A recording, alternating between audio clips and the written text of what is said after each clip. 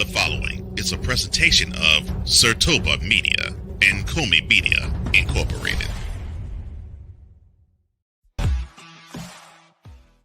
UFL Week 2 action, along with the NFL draft prospect, gets himself into some trouble. And we got some other news to update you on between the both leagues. All that and more on this edition of Total Football Talk.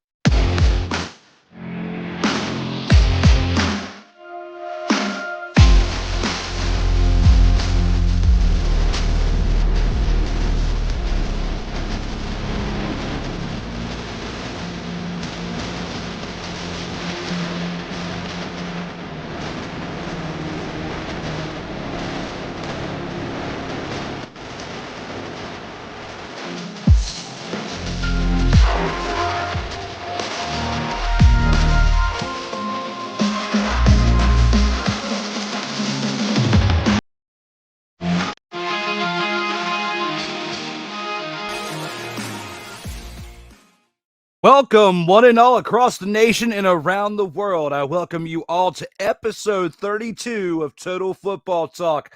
I am your co-host, Drew Willingham, and without Cole Johnson for the third week in a row, he will be back very soon. We will have an update on that and a new showtime here very, very soon. But for the second time in the past 4 weeks, we got a returning guest, a man who is relentless with his shade on me when it comes to my choice and quarterback this past season for the Washington Commanders, and Sam Howell, a man that you can find on Sertoba Media 2 times a week with a Student of the Game podcast and the Duval Die podcast. You can also find his great work with an A7BN Sports, the Black and Gold Banneret, and the 3-point conversion. Give it up for my man, relentless in the Sam Howell trade, Kyle Nash. Oh, in the name of keeping it relentless, don't forget the Jaguar Report, Chief, where we have that coming up all the time. Listen, it's not my fault. I'm only relentless because you told me I was wrong. But, you know, hey, listen, the good news is I'm hearing reports that they're looking for a quarterback that's not coming out of the ACC. So your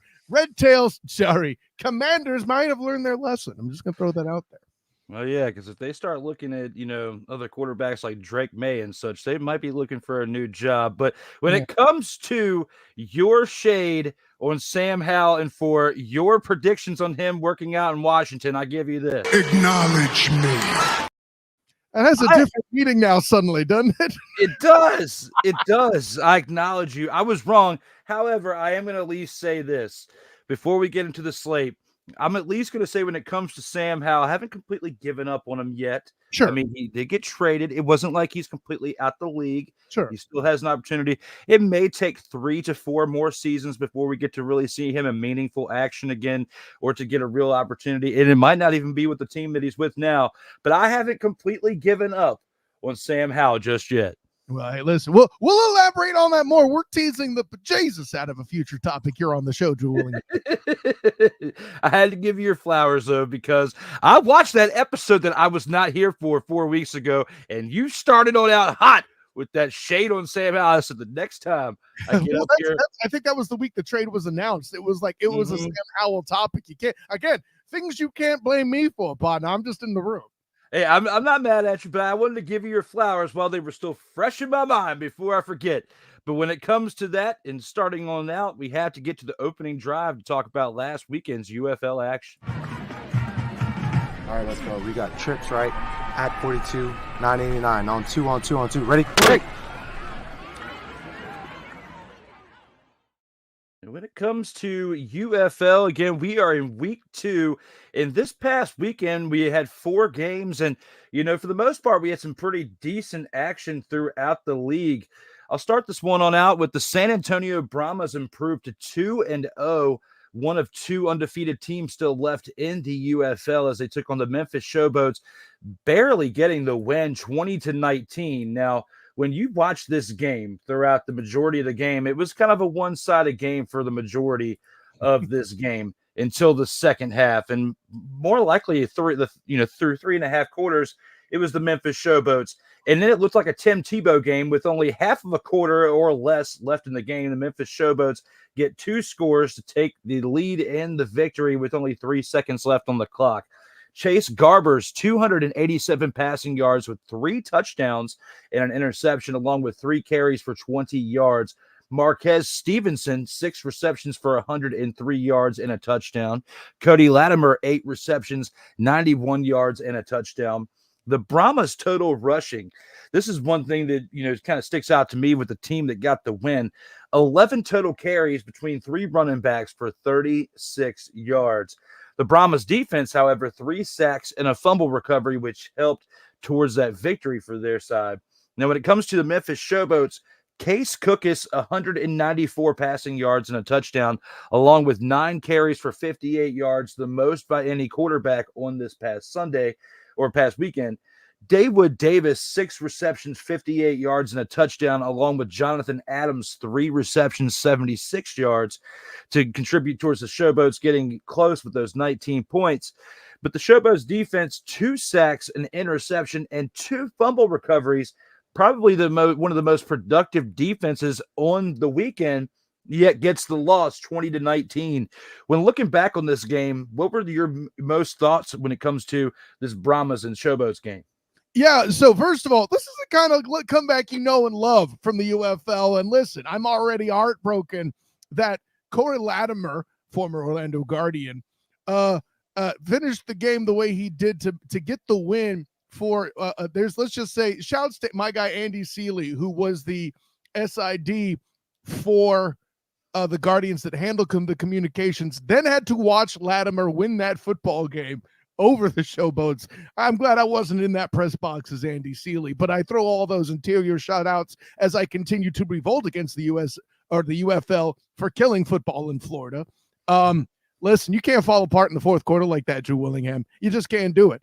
And listen, it's not as if the Showboats defense didn't do its job. You mentioned the Brahmas, who were popular for running the football last year. And of course, current head coach, former Roughneck head coach, Wade Phillips, right? Ran the ball a lot. That's a thing that they prevented. They got the turnovers if they did, but the call to go for it on 4th and 12 late to hold on to the ball and secure the game barely looks like a mistake. Latimer with 8 catches for 91. He was the driving force of production in the second half period, though, from the tight end position.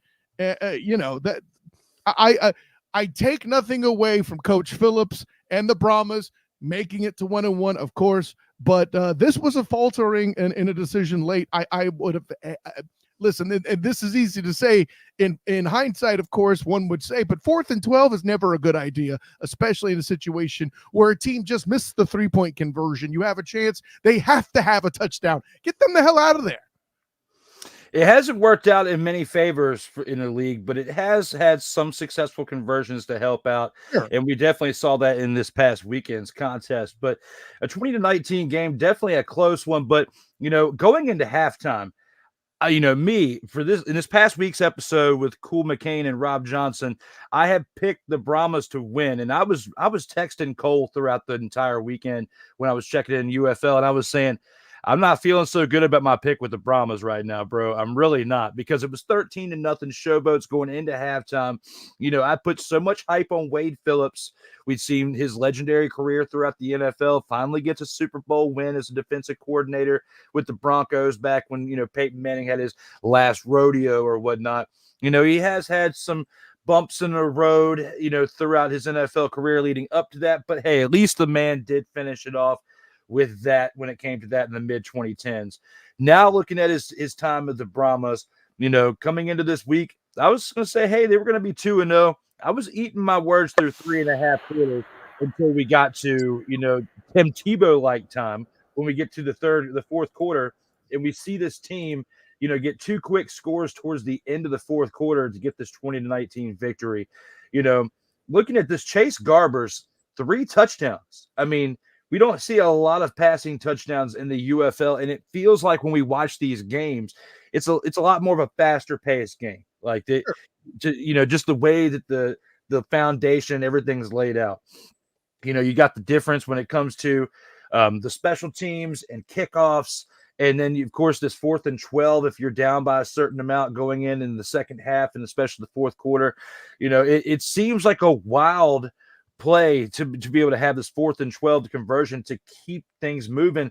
But when you see things convert and you get to keep the drive alive and come back and potentially win the game right there in itself, I think that it's a pretty good thing to have in the UFL. Let me correct you on one thing, though, Drew. It was the 4th and 12 that was missed by the Showboats to give the Brahmas the opportunity. And I'll say this much for you and Rob and Cool all having to pick this game. It certainly, in my opinion, could be argued that it's the most difficult of the week. Yeah, I know there's another one where 2 high-flying quarterbacks were being picked, where we're doing battle. I knew who I was going to pick in that game, and we'll get to that one later in the breakdown. But these 2 teams as defensive entities slugging it out. You never know what you're going to get on the offense, and you saw that in that 4th quarter from the Brahmas. Absolutely. You know, I get high on this 4th and 12 conversion part. We do have another team to talk about in their conversion status from this past weekend, but bringing it up in the fact to set you up kind of like this was a doubles game in tennis, basically setting you up to spike it on down when it comes to that 4th and 12 play for the Showboats not converting. So definitely awesome and good things for the Brahmas to keep things alive. When we get to our predictions here in a little bit, I may be a little bit more reserved when it comes to these undefeated teams and picking them to win, but I'll get a little bit more into that later on in this show. But with that, let's now take this into our next game here on the slate. And we've got the Birmingham Stallions getting the victory over the Michigan Panthers this past Saturday. Looking at Matt Corral, 53 passing yards, and Adrian Martinez, 88 passing yards. Matt Corral also had an interception on that, as this Birmingham Stallions team likes to go with the 2 quarterback option in their offense. You know, you got the Stallions defense as well, 7 sacks and an interception, along with a fumble recovery. When you put all that in perspective, they're probably one of the most, if not the most dominant defense in the UFL right now. When you look at their production over the first 2 weeks, I know it's only 2 weeks in, but that's what I'm seeing when I see this Birmingham Stallions team. Chris Blewett, the field goal kicker for the Stallions, 4 field goals to contribute 12 points towards the Stallions' 20-point total. E.J. Perry, 203 passing yards, a touchdown and an interception, along with 4 carries for 25 yards for the Michigan Panthers. Marcus Sims adds to that with 3 receptions for 96 yards and a touchdown, along with Jake Bates, 62-yard field goal, his second field goal of 60 yards or more in back-to-back weeks. Looking at this team right here, especially from what we're seeing out of this Jake Bates kid, this kicker for the Panthers.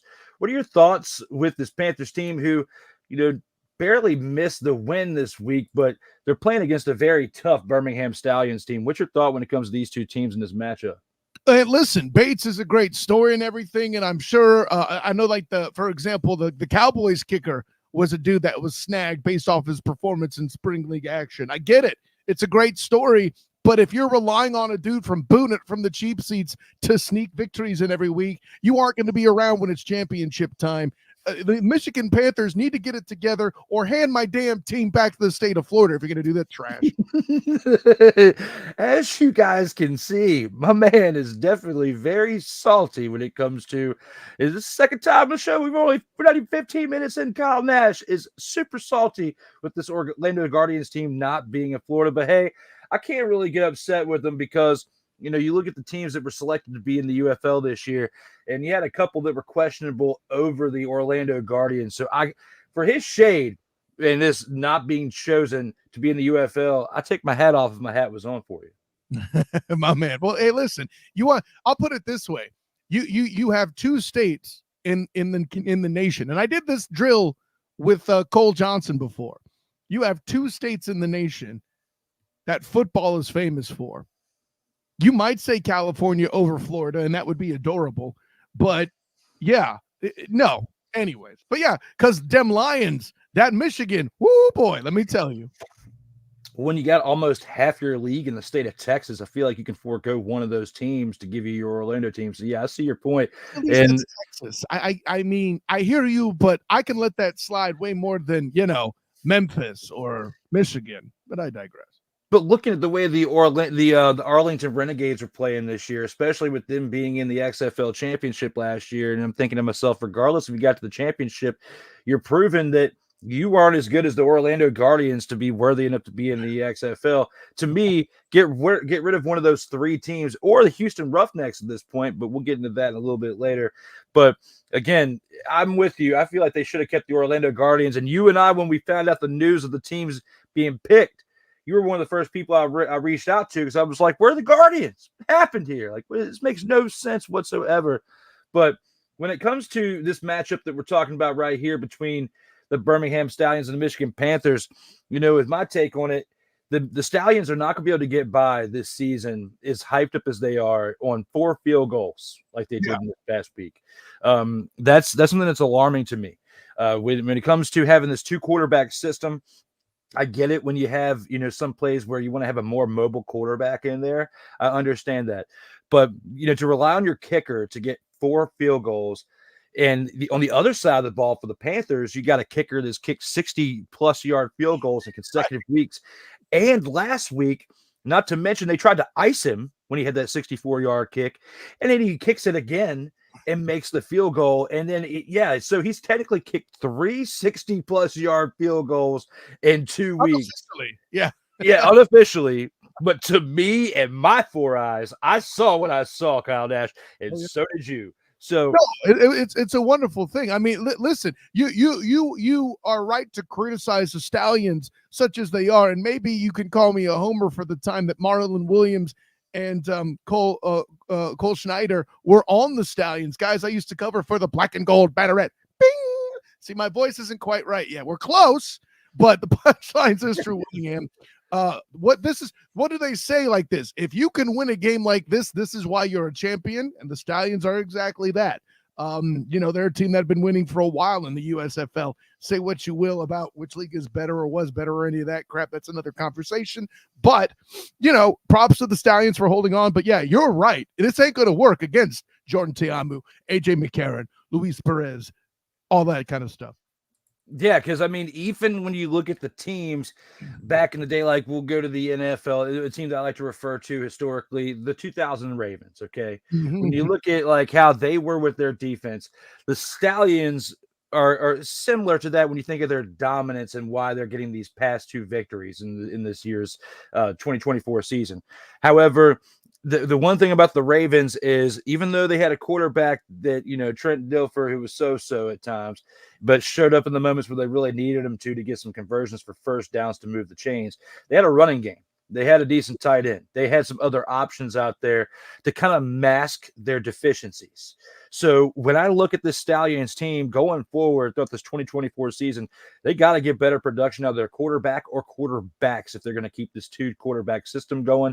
Because once you get to the playoffs, even though they're not as in depth as the NFL, it goes by a lot faster because you have less teams. You're not going to survive that first game of the playoffs if you get there and you have quarterback play like this. Well, and the defenders struggled early last year in the XFL trying to do the 2 QB system. They had two guys that they were running to do that. And I'll say this, they struggled early, then they made it to the championship. But then they also lost in the championship game to the Renegades. I mean, make of that what you will. But the point you made is I'm sure in practice they'll be working on offensive production.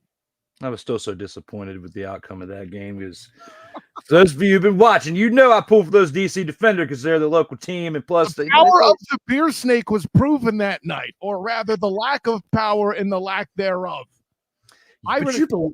You know what?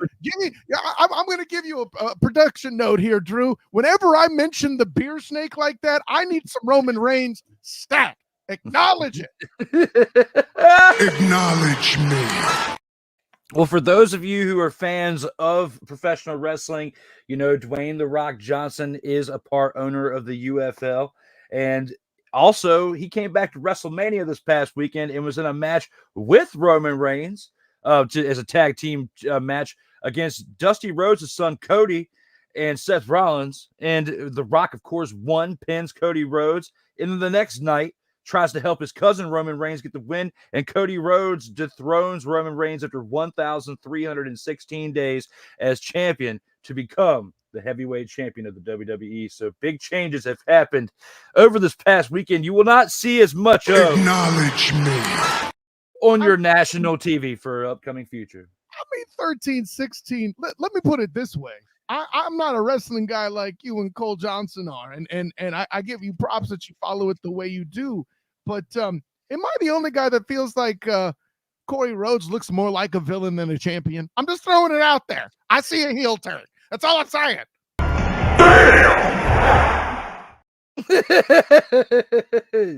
We will definitely see how things pan out in the near future, if it becomes this or not.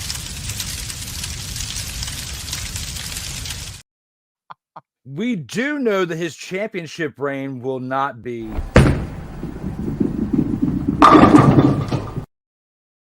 it will not be Bowling Shoe Ugly. But he is too handsome to be associated with Bowling Shoe Ugly. I will acknowledge that. Acknowledge that. So our first two games from week 2's recap are in. Let's go ahead and take this into a team that Kyle had brought up a minute ago, and that being the DC Defenders. With this team right here, they get the victory 23-18 over the Houston Roughnecks, a Houston Roughnecks team that has definitely been struggling in this season, kind of like the Arlington Renegades. 0-2 for their record to start the season out this year. I know Kyle's definitely going to have some things to say about that here in a second. When you look at Jordan Ta'amu, returning as the quarterback for the Defenders, 212 passing yards, 2 touchdowns, an interception, along with 5 carries for 17 yards. The Defenders total rushing 26 carries, the most carries, I believe, on the day by any UFL team for this past weekend. They had 26 carries for 82 yards, and a touchdown by Darius Higgins. The Defenders' defense, 1 sack and 1 fumble recovery to help contribute towards that 23-18 victory. Reed Sennett for the Houston Roughnecks, 221 passing yards and a touchdown, along with Kirk Merritt's 5 receptions for 79 yards and Kiki Chisholm's 3 receptions for 57 yards to help keep the Houston Roughnecks in the game. However, the Roughnecks running backs, 50 rushing yards on 15 rushing attempts. It's not the worst stat line that we've seen along with all these games from this past weekend, but it definitely, in my mind, helps contribute towards the loss because of the lack of production thereof. Yeah, not great, Bob. Yeah.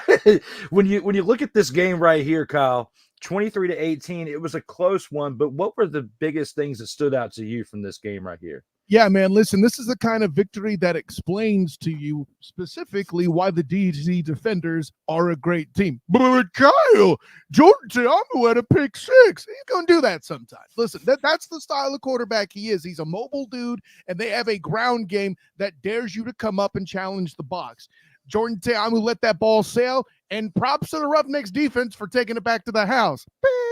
But anyways, because they did that, that's the only reason it was this close. You read off the stat line about it being not great on the ground for the Roughnecks. And if you remember last year, even under Wade Phillips' reign, they had to do with the running game to be successful, okay? That quarterback play was not great. They had a lot of rotating chairs in there, and Wade Phillips was just throwing anything he could, at, including the kitchen sink, it felt like at times, and where they were eventually knocked off by Ben DiNucci. Even with that defense in the playoffs, they could not put up enough points to compete with an explosive offense. Enter the Defenders, who, by the way, that defense matches the damn name. The beer snake was also in effect, okay? 2 things you have to acknowledge and cannot diss in any way, shape, form, or fashion. Jordan Ta'amu makes a mistake, but the Defenders are controlling the ball, and that can beat defense when you can't put the points on the board on offense. I mean, for all intents and purposes, I guess technically at the final score, the offense did not outscore the defense, but there wasn't enough offense. I mean, there you go. No, you're absolutely right. I mean, this game was pretty lackluster. It was only 12-12 going into halftime. So there wasn't a clear option on who was going to be winning this game, at least going into halftime. However, when the game started out, you brought up a good point when you first started out with Jordan Ta'amu's pick 6, how it's easy to see how you can automatically assume at that point, maybe I was wrong for my selection of the DC Defenders, because that's exactly where my mindset was. You can ask Cole. I was talking with him because last week's episode, thought the DC Defenders were going to take their 0-1 streak that they had started the season out with and fixing it and winning this game to go 1-1, and they did. But when you start the game out with a pick six, it's not looking great. When it's the first drive of the game, you hadn't even made any noise, and you throw that ball to the other team, and you give them points, like unnecessary points. But in your defense, and to save where I was going with this, they pulled it out of their rear end, and they got the victory. However, you saw how close that game would have been. Now with a 23-18 victory, how lopsided it potentially could have been had he not thrown that pick six. You would have had 6 more points on the board, or 6 less points for the other team at that point. In fairness, if you're going to do it early in the game so you have time to recover, and that's what they did. There's no other way to put it. Oh, absolutely. And they did. And, the way the Brahmas played, the game we talked about earlier in comparison to the DC Defenders, had that play happened to them earlier in the game, I don't think they would have been able to rebound based on the way they were playing throughout 3.5 quarters of the game. But the DC Defenders, they kept doing what they say in the NFL for the Lions. They were biting off the kneecaps, led by Dan Campbell. That's what I was getting the feeling of when you're watching this team, because it was nitty gritty at halftime, 12-12. It wasn't exciting as far as a high scoring contest. Sure. But the defense was definitely keeping them in it. You're not going to get a high scoring game out of these two teams, though. I mean, say what you about Jordan Tiamu. He's famous. I shouldn't say famous, but like he's talented for his versatility, not his ability necessarily to let it fly. But he had a great game today, or that day, after recovering from the error. That's how they won the football game. I mean, we have had some lackluster scoring in now 8 total games from the past 2 weeks of the UFL. However, if it's going to be very similar to how things were last year, especially between both leagues, the XFL and the USFL, things were kind of lackluster in scoring throughout the majority of the season for one league, but for the other, it took till about week 4 or 5 for things to start heating up and scoring. And I think once the weather continues to warm up, we're going to see a little bit more production on their offense from these teams. So yeah, no, that's a fine point too. And say, listen, talking to Coach Terrell Buckley of the Guardians last year about it, if they had more training camp, if they had more opportunities to prepare, it would not take as long for the offense to catch up. But a little inside baseball, and this even goes to my semi-pro days there. By the way, those listening on the podcast and not watching the video, the painting is there of my offensive line days playing semi-pro, right? Where there wasn't necessarily training camp to the same extent. The defense is always winning first, and then the offense figures things out, and then you start to get those big plays. That's why Ben DiNucci came on late, even after having big times there with the Seattle Sea Dragons. May they also rest in peace, by the way. But yeah, I think that's a great point you bring up. I would expect at least 2 more weeks of air quotes slow offense, but there's another game we're going to talk about where there was plenty of it this week, Drew Willingham. I miss talking about Ben DiNucci, from making pizzas at the family grill to slinging the rock for the Dallas Cowboys into the XFL. And now, where is he? Probably back at the pizza shop. Who knows? He's on the roster in Denver last we checked, Chief. Oh, he is? Okay, yeah. Well, yeah, I've just slipped the cracks for me, but I thought he went back to making pizzas at the family restaurant. Yeah, give the man some credit. He did something with it. And now for this one, Kyle, we got to take this into what I would say would be our game of the week, with all the games that we had in this past weekend. Looking at this St. Louis Battlehawks Arlington Renegades game. And I know people are probably saying, well, Drew, Arlington Renegades are now 0-2. And you were just talking about earlier about how they've been underperforming. But they stayed in this game for this past weekend. They were definitely not playing like a team that is now 0-2. But they're playing against a team led by A.J. McCarron, who it's now his 2nd consecutive season with the team. He had a pretty good week 1. One of the teams in the league that, as far as offensive wise, are probably the most solid offensive teams in the UFL now. I think that if you had the Battlehawks and the Stallions in the championship game, that would be a really good matchup because you have the best defense against arguably at this point, probably the best offense, just from seeing how things are collectively and how they play with chemistry, and especially how they've got returning players from last year as to where the majority of the league's been pretty shook up due to the changes between the merger. So, except for the defenders, the Battlehawks are probably the next team that's the most it has the most of the returning players from the prior season. Right. So, looking at that, the Battlehawks win in a close one, 27-24.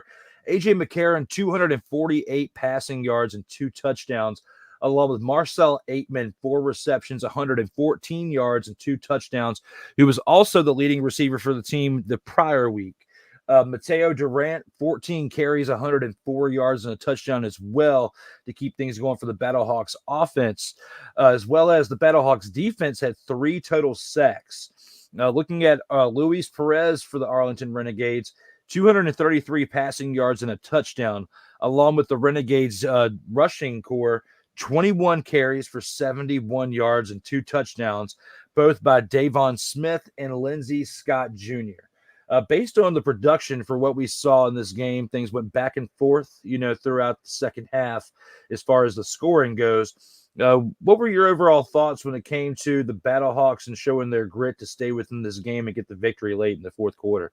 Listen, say what you will about the Arlington Renegades being 0-2. I would mind everybody that they were struggling early last year in the XFL and came home champions, shocking the world. No disrespect, Drew. It surprised me too. That all being said, if you didn't expect a shootout in this contest, I don't know what to tell you. This is what it is, where Mr. Spring Football himself, Luis Perez, battling AJ McCarron in the highest scoring game to date in the UFL. No surprises here. You may have not been sure who would win, but heck, I would have picked the Battlehawks on a technicality, because AJ McCarron has been able to play like that in this league. No shortage of defensive contribution, of course, for the Battlehawks. You mentioned the 3 sacks here. I think what jumps off the page for me, of course, is the lack of interceptions. Again, going with the prowess of these 2 passers. Say what you will about the Renegades at 0-2, though, Drew. As long as Luis Perez is upright and performing, they're always going to be in the game. And don't be surprised if they're in the factor in the postseason. Oh, I'm not doubting you whatsoever. I mean, looking at this game going into halftime, it was pretty close. It's only a 3-point game. The Battlehawks were up 14-11. And then we saw second half trading the score back and forth throughout the majority of the second half. Lackluster first half, but the defenses kept it close. Second half, we got to see a little bit more explosion from the offensive on both sides. But the one thing for the Battlehawks that they have definitely established through 2 weeks of the season, they are the offense to watch, as to where the Stallions are the defense to watch in the UFL right now. If you're going to at least get excited, like truly excited about something, because unless you're a hardcore football fanatic like myself, you're not really getting that excited about football right now. But looking at things, you got to get some positives. So far through 2 weeks, we know that there's going to be a kicker definitely going into the NFL this season. Like Jake Bates from the Panthers, like he's definitely, in my opinion, through 2 weeks, already guaranteed himself some type of tryout somewhere, if not a contract. So, and if you don't, you're a dumb, like you're a McDummy, like Josh McDummy, the former head coach of the Las Vegas Raiders, for his choices, because you let a 60-plus yard kicker in consecutive weeks slip through your hands, and he could have more 60-yard field goals before the season's over. But I think the narrative of where this league could be a good feeder system for the NFL is definitely coming into fruition when you see production at the hands of, at the feet of this guy right here. You got some other players, especially like Marcel Aitman for the Battlehawks that we just talked about, somebody that can give you an extra pair of hands, a good slot receiver in the NFL, I believe. And then you got to look at Mateo Durant. He's got consecutive weeks where he's had pretty decent progression within this Battlehawks offense as a running game. So looking at the positives, you got multiple teams here that we can establish throughout the first 2 weeks of the year, where they've given themselves a pretty decent chance at a good NFL audition for the 2024 season. Yeah, no, that's a point well made. By the way, let's give a little bit of credit to the Battlehawks defense here too. Devion Smith was a guy who was in the running to be the student of the game MVP for the XFL. I know there's 2 touchdowns to their name, but 21 carries for 71 yards is relatively contained from when you see what Devion Smith can be when he's healthy too. So I got to give a little bit of props for that as well. You mentioned, by the way, the Stallions as the best defensive team in the league. Drew, I would say they're the most balanced team in the UFL overall. Overall, yeah, it's just right now, if the season ended right now, my biggest question marks would be a quarterback, because you have the two quarterbacks playing, and they've got, even combined, had very lackluster numbers throughout the first 2 weeks. If it wasn't for their defense in their running game in the first week, they wouldn't be undefeated right now. Like That's awfully familiar. I heard about that last year with this team in the XFL. They did this thing in the stands. I like to acknowledge it. It's called Acknowledge me. Kyle Nash, to bring that up again. Now, that is absurd. It doesn't make me wrong, Drew Willingham. Acknowledge me. You got two acknowledge me's in a minute, Kyle Nash. You should definitely, baby. you definitely gotta feel special when it comes to that. But ladies and gentlemen, we've gone through our opening drive when it comes through recapping week 2 of the UFL. We're going to take a quick commercial break, but when we do come back, we've got the Gridiron Scoop to go through and got some things to discuss when it comes to some NFL news from this past week as well. We'll see you here on the other side of this commercial break. All right, let's go. We got trips, right? At 42, 989. On 2. Ready? Break!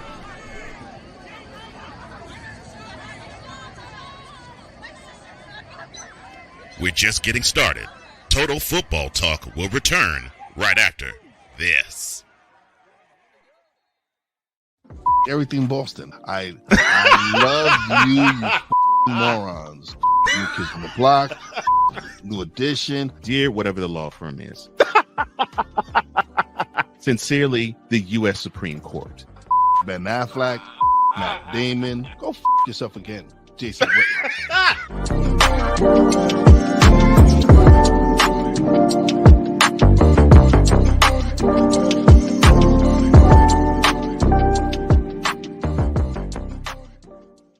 Ready to hang with some fellas who know football? Let's ride. LC Muscles 28. I think they're the most overrated defense in the league. Steel Sermon. We did not trail for a single second. Tiny Tim. McCarthy is a bonehead. A Pistol 90. I'm going with my boys. Fins up, baby! Get ready for the Four Horsemen of Peckham's. Every Wednesday night at 10 p.m. Eastern, 9 p.m. Central on YouTube.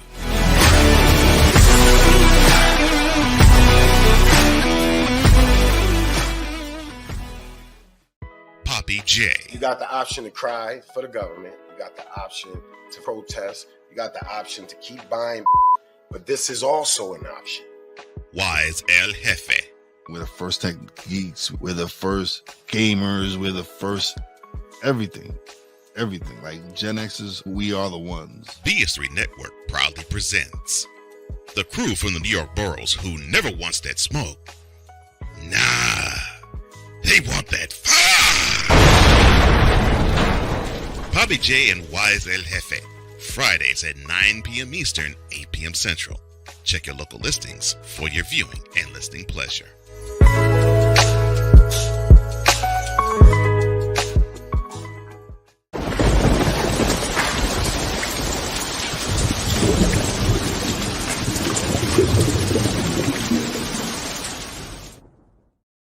Welcome back to Total Football Talk, where we are back to recap week 2 and more on this edition of the show.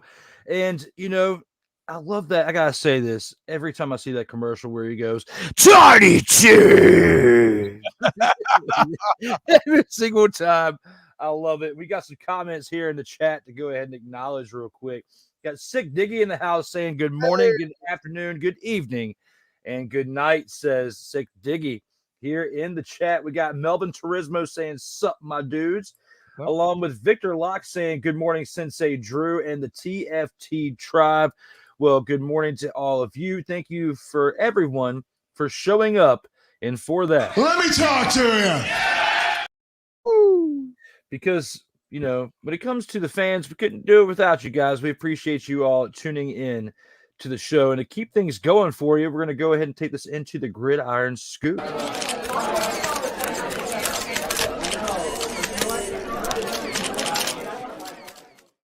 I know it's kind of a time here in the NFL where there's really not too much to talk about just ahead of the NFL draft, unless you want to overly analyze the draft picks that we have ahead of that draft. But that's why it's good that we have some spring football, and the CFL will be starting up here in about 6 weeks or so. So we got some other options there at football to discuss. But right here and now, when it comes to some NFL action, coming out of Texas, T'Vondre Sweat, projected day 2 NFL draft pick, arrested and charged with DWI after crashing his SUV this past week.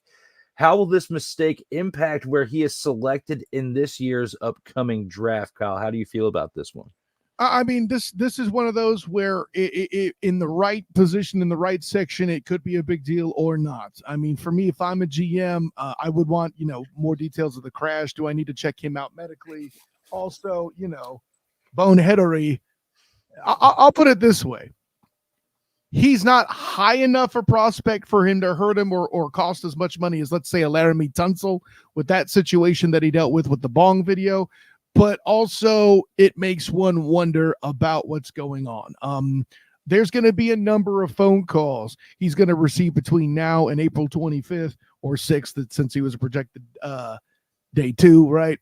That will be tough questions and conversations. And I'll put it this way. If he was on the fence for any team in any particular spot there or not a need, he might drop in the eyes of some for sure. That's the tough part about the actual impact for a day 2 guy. It's not obvious. Like if this was a player, of a higher caliber, like if this was a Jalen Smith or a Drake May that this happened to, there would be impact. He would potentially fall out of the first round, especially with the position that's particularly crowded.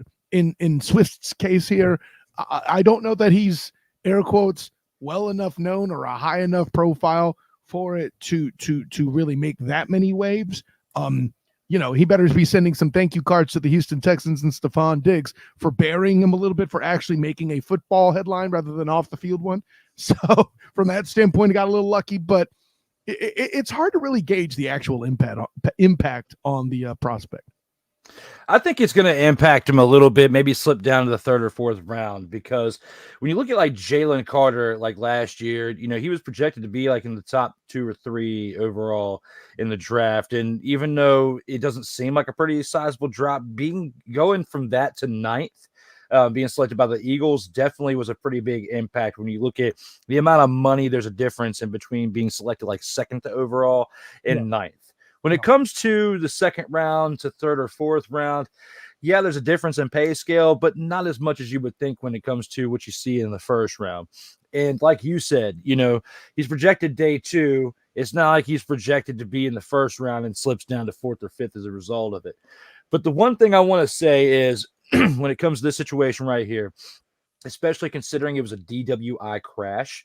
Look at what happened with like Henry Ruggs, not too long ago. Look at some other players in the past that have been in the NFL.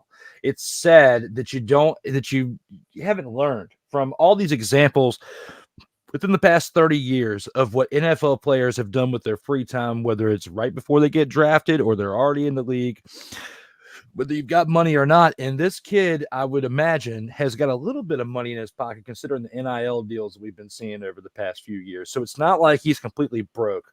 Right. You look at some other situations like Rashee Rice in Kansas City with the accident he had not too long ago, or lack thereof. If somebody else was driving, we can get into that part later. But looking at these situations that I brought up, and you see this, to me, and this is a question I'll have for you, what is it going to take when it comes to these situations, all adding up? What's it going to take for these players, whether they're just coming up in the draft or they're already in a league, to finally learn this lesson of you don't drink and you drive, and you need to be a little bit more responsible when you're representing the Shield? What do you think? Well, and technically speaking, that's the thing. He's not representing the Shield yet. He's still celebrating, the success of being a prospect and all that, and he let it get to his head. I think the way you get around that is in teaching and coaching properly. I'm going to use the term kid here because, they are still freshly out of college, right? So the aspect there that I guess if I'm coaching one of these guys, if I'm counseling one of these guys, if I'm praying one of these prospects for the NFL draft, this is a job interview, okay? And I know they use that term and it's part of the marketeering, but listen, as an example, let's say you're going to a corporate job and they drug test and you nail the interview. You do not go out and celebrate by hitting the bong. That's it, okay? Listen, at this point, getting drafted is getting to the draft is cool and everything. Getting drafted is the goal, and then the real work begins, okay?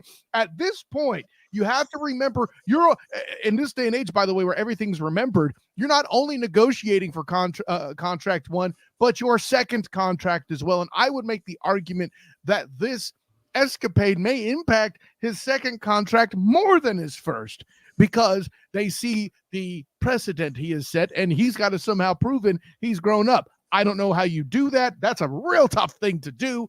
And I think that's kind of the thing you have to instill in. It's good to instill in any human, man, woman, child, otherwise.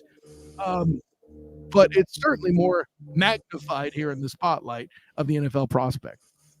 I mean, Sick brings up a good topic here, a good statement here. Says, this is why players need to have image consultants and an agent and or handlers in such situations.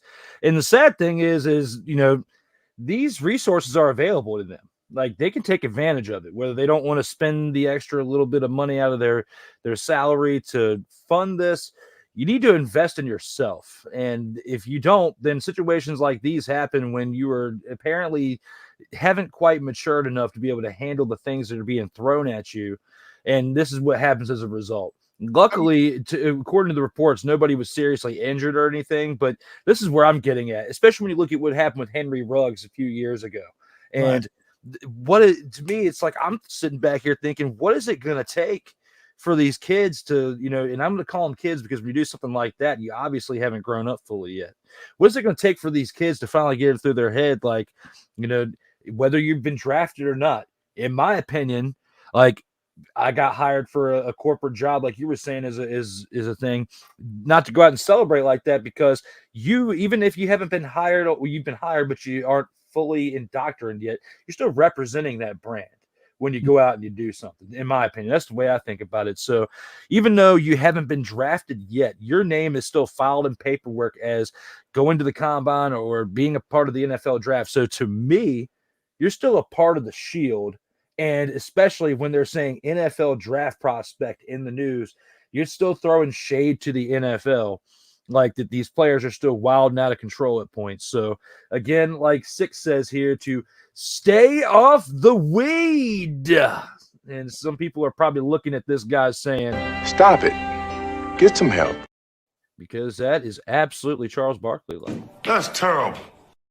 I mean, the sad part is we're past that point, Drew. The damage has been done. Right. Mm-hmm. And I mean, you make the point is made about the handlers and things like that they have, and I don't think that's a bad point in the case of a Ruggs or a Rashee Rice. That's one thing. The entourage, heck, we're complicit in the Rashee Rice situation, as an example. Who you run with is certainly a factor, no question.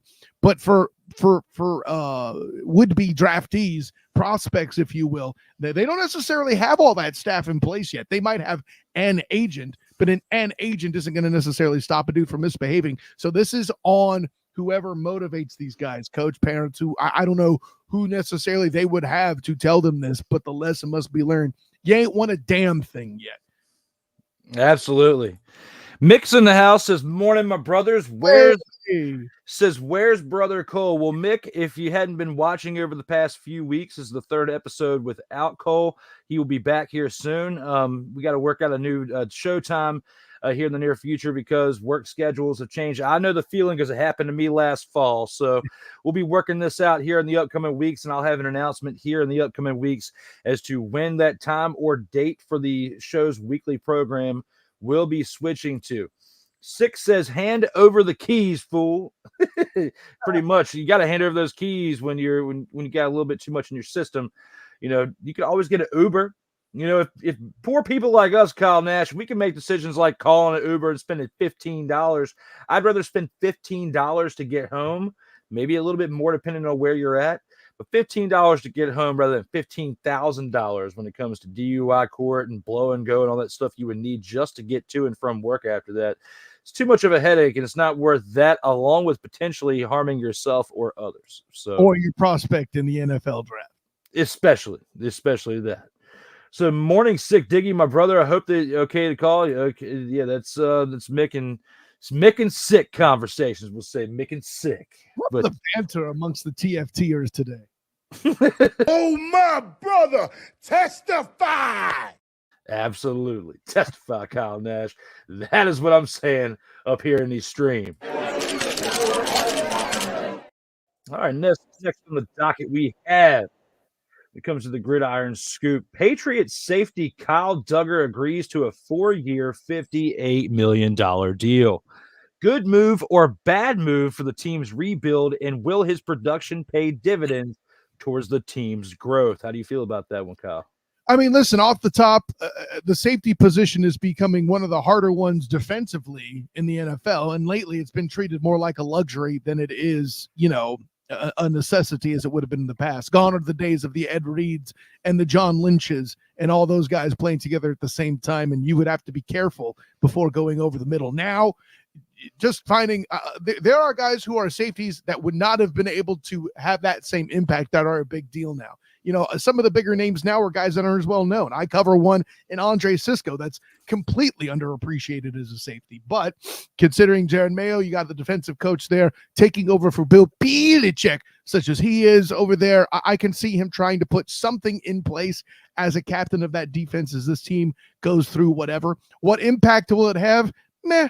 They really need so much. I really think locking in one guy as a veteran as a leader, if he provides that intangible, it's a sign worth making to kind of make your locker room solid. But beyond that, I don't think it moves the needle a lot. We'll see once snaps start happening in the Mayo administration. Oh, the Mayo. You think? Oh yeah, Jared Mayo. For some reason, I thought about Drake May. For some reason, I don't know why I thought about him, but no, for the Mayo, the head coach era. We'll see how things go when it comes to this move right here, especially when you think about how Mayo is more defensive minded or whatnot, based on the fact that it's where he played. But, I would say that things are a little bit different now, now that Belichick is gone, because this is the type of contract you would not be expecting to see from him, committing for 4 years for one, and for, with incentives, nearly $60 million. So, paying somebody $15 million a year almost would be absurd when it comes to Bill Belichick and his mind thought, and especially for a safety position. So that goes to show how things have definitely drastically changed in that front office since his Lawyer Malloy, right? Yes. So it's going to be interesting to see how this new Patriots look will be. I don't think they're going to be as bad as they were last year. I think they'll definitely improve a little bit, but it's going to take a little while for this Patriots team to potentially climb on up there. It's not going to have that type of dramatic turn like the Houston Texans did with their first year with DeMeco Ryans and CJ Stroud. And there's other things I'll bring up in comparison to that team. But no, the Patriots and their first year head coach are not going to be that good in comparison to the Houston Texans. They will improve a superiorly low bar. Well played, Drew Willingham. I agree. I'm trying to keep it low so that way I do not get disappointed like I do when I look at Commanders games every single Sunday. But that's for me to worry about and kind of have my tail of woe about and not get too upset about today. I'm trying to stay positive when it comes to hey, listen, when it comes to Sam, I can see how well you're coping. Anyways. I'm trying, Kyle Nash. I'm trying my best out here in these streams. I kind of want to keep things in football, but also shift to college basketball, something that we've seen over this past month with March Madness, and something that, when it comes to NC State's team and the reason why they got as far as they did, looking at DJ Burns and his dominance during March Madness, has NFL teams potentially eyeing him Should he consider shifting towards football upon his departure from college or pursue the NBA? How do you feel about this as someone who covers multiple sports like yourself? I mean, it's always going to be tougher to break into the NBA unless you're a standout prospect, and NC State's performance in the tournament would have risen his stock overall. When you pair that versus him playing in an overrated ACC team that was partially responsible for exposing the Seminoles such as they were, so they didn't make the playoff, that's a whole other conversation. The punchline's this, Drew Willingham. If you're in a position, and I can't read DJ Burns' mind, let me be clear, but if you're in a position to make the wicked scratch of an NBA player and do so in a place where you don't injure and damage your body as significantly as a football career would, you obviously take the shot. And who knows?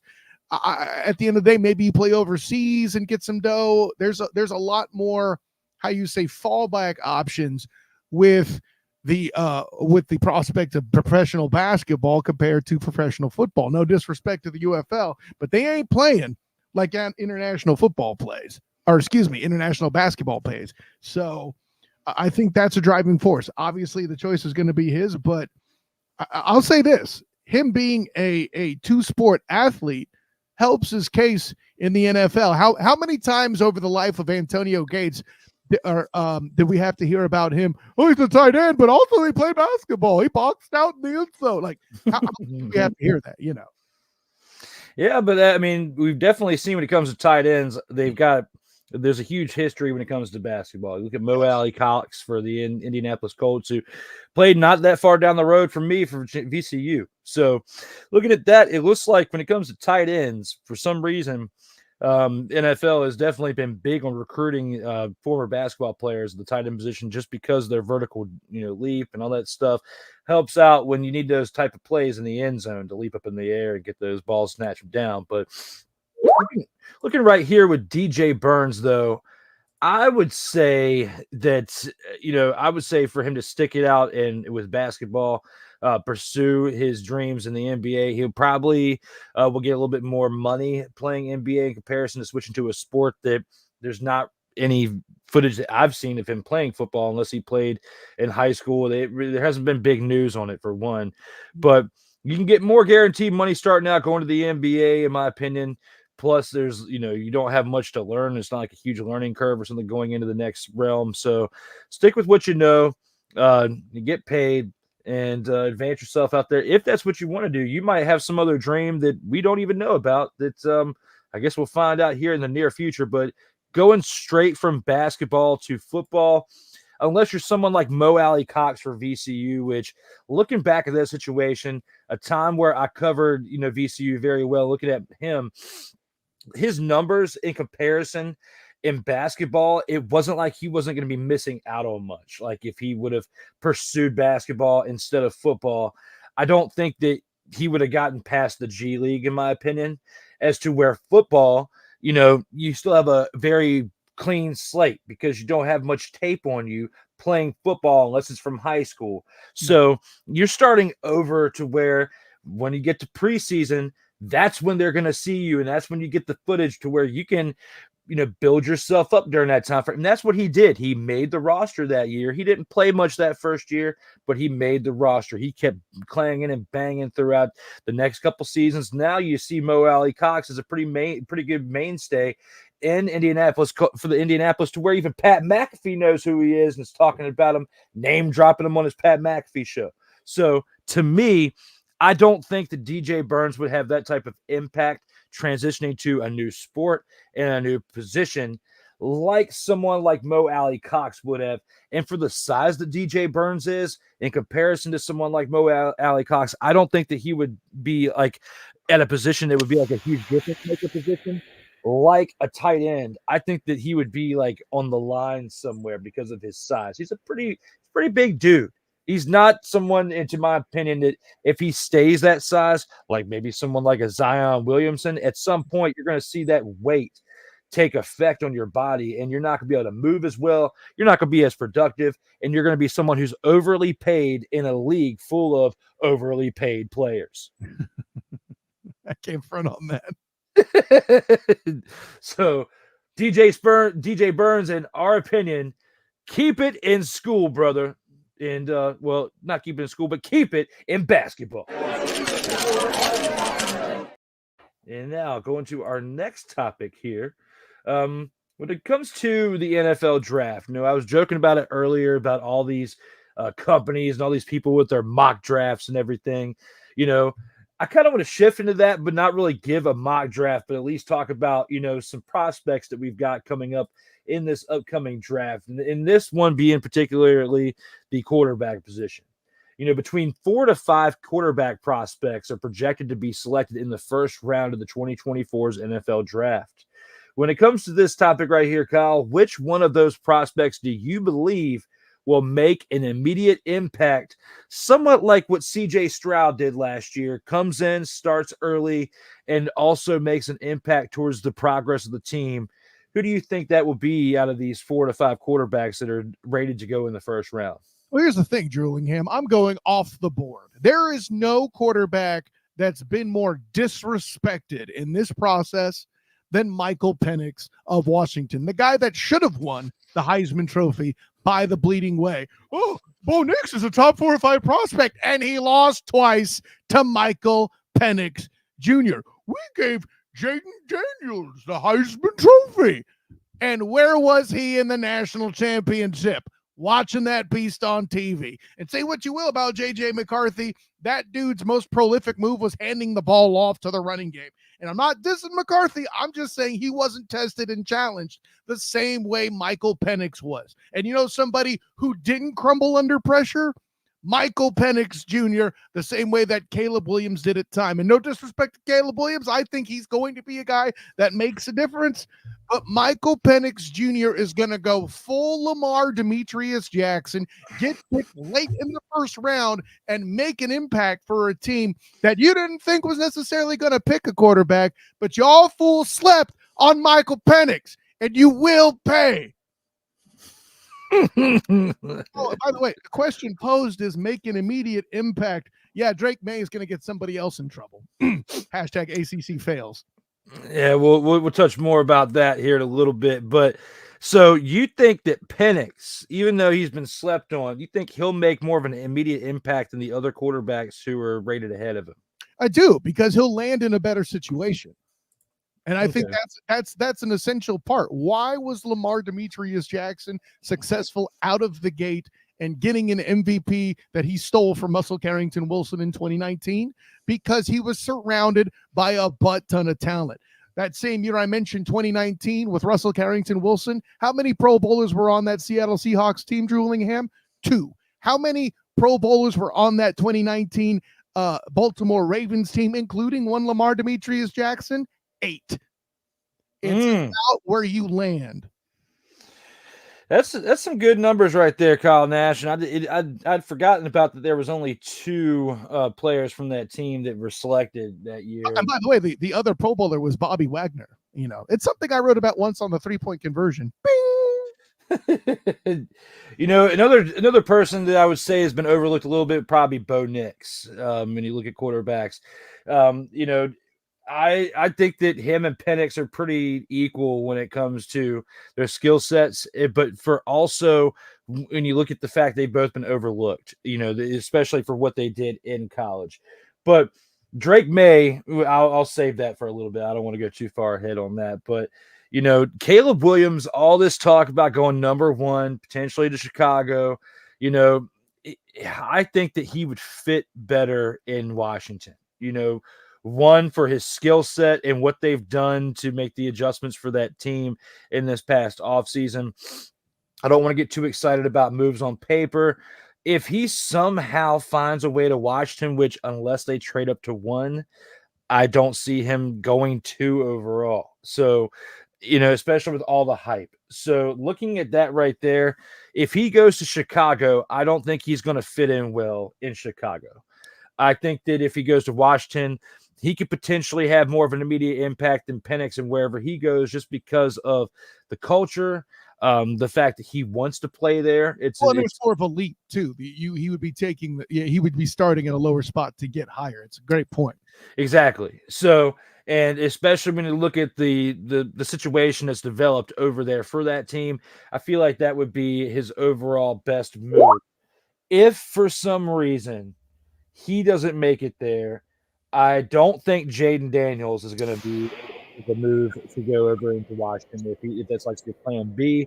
I don't think that would be somebody else. The only other player to kind of go without piggybacking on you, I would say that's been kind of overlooked here that would make more of an immediate impact be Bo Nix, depending on where he goes. But and that's only because you selected Michael Penix Jr. Like, I don't want to piggyback completely on what you're saying, but I also want to say that I agree with it. If I were to have a toss of a coin to say Penix or Nix, I would say Penix over Nix.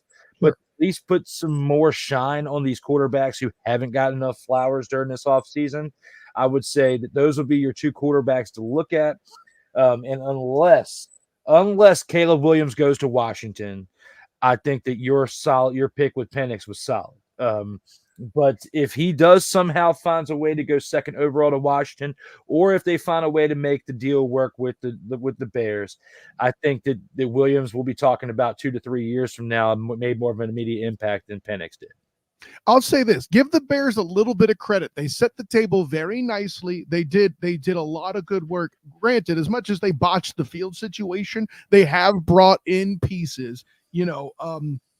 Keenan Allen and just other guys that can make a difference. They've ratcheted up their O-line a little bit. They made improvements on defense as well to help correct any rookie mistakes that may occur, while Caleb Williams is there. I was higher on Justin Fields than I am on Caleb Williams coming in, but in my opinion, this Bears front office has done more to prepare for the arrival of a would-be franchise than, and they better too with all the help they got from the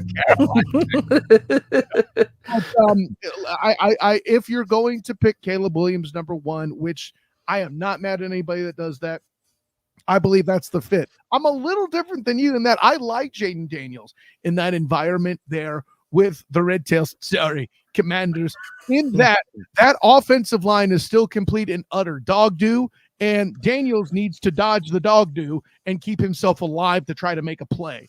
And I think that mobility will help with that. I don't – some of the coaching decisions that the Commanders have made have baffled me, so I really don't know what they're thinking exactly. Let's just say I'm fairly certain Eric Bieniemy would have favored Jaden Daniels at this point. I mean, your praise for Jaden Daniels was total. Surprise, motherfucker. I didn't see that. Don't call it praise, call it assessment of the skill set. I'm not saying he's great. I'm saying he's an athlete that can fix the weaknesses in the current Commander offense. I would like to respectfully disagree. Hell to the no, to the no, no, no, no. Hell no, no, to the no, no. When it comes to Jaden Daniels. But everything else that you said, I'm 100% with you on. But the beauty of this is one, we won't know answers to where any of these guys are going for another few weeks for one. The 2 to 3 weeks. And we won't see for another, 5 months or so, if any of these guys that are selected in this draft actually start week 1. So, and if they do start, if they don't start then, at some point throughout the season, if they even play at all to make an impact. But we'll have to review this at some point in the next 6 to 8 months and see if we were right with any of our selections and if any of these guys actually made any type of impact to start this season out. So we'll have to definitely go back and see at that point. Did you have something to throw out there? Oh, yeah, I do. I admire your courage to continue to disagree with me because that's gone so well for you, Drew Willingham. I know, but at some point, I'm going to break the ice with that. At some point, I'm going to be due. I'm going to be due at some point. One random statement. We'll do it quickly here because we're trying to move on. I assess Bo Nix as a better polished Brock Purdy. Do you agree?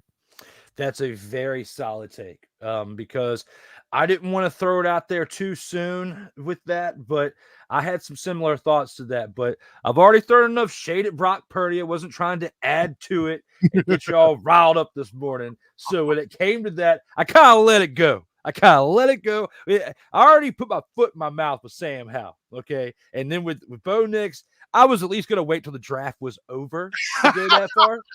But then, looking back on it now, I'm glad that you said it, not me, so that we were on the right page with that. Well, I'll leave it here. It enhances your point about the right environment being paramount for Bo Nix over and above any prospect in the draft.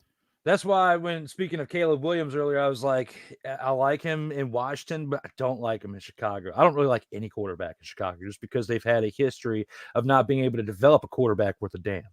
Yeah, no, hey, and that's that applies to all the quarterbacks. That's why I didn't disagree or address that. They've at least tried to give him a soft landing spot. I would argue that this is the best they've done to prepare for a quarterback.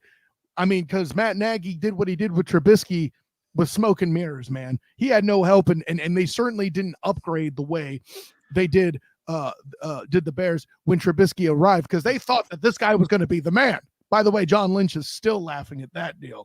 Hey, you talk about getting it wrong with Brock Purdy. Just imagine how hard John Lynch is still laughing about his first major draft trade being all that stuff he got from the Bears for Mitchell bleeping Trubisky. Okay. So with all that being said, no, I'm with you. I'm not here to say Caleb Williams is a fit per se for the Bears, but I think you're right that Andrew Luck doesn't exist, my friends. Okay. He is literally the man, myth, and the legend. Hey, who's giving them the business? So with that being said, let's go ahead and move to the next topic here. And we'll go back to a team that we were talking about earlier with the UFL, the Michigan Panthers. And their kicker, Jake Bates, hits a 62-yard field goal against the Stallions and achieves a rare kicking feat. Should kicking from 60 yards or more in back-to-back weeks earn NFL interest? Looking back on what we were talking about earlier and kind of touching base on it, do you think that just what he's done in 2 weeks alone to start this spring football off, that it's warranted an NFL contract? I mean, he's going to have some eyeballs on him, ain't he?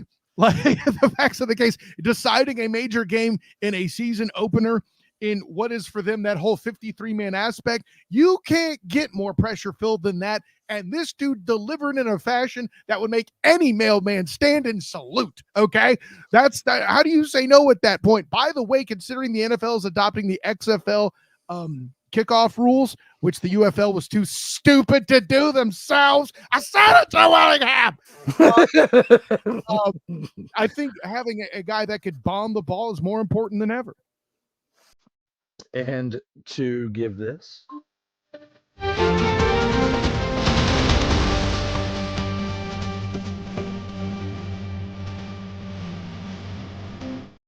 that edition of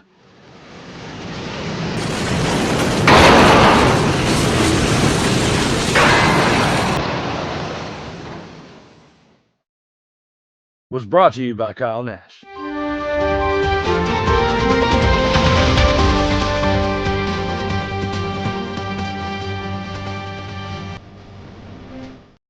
Gotta keep things light on here this morning.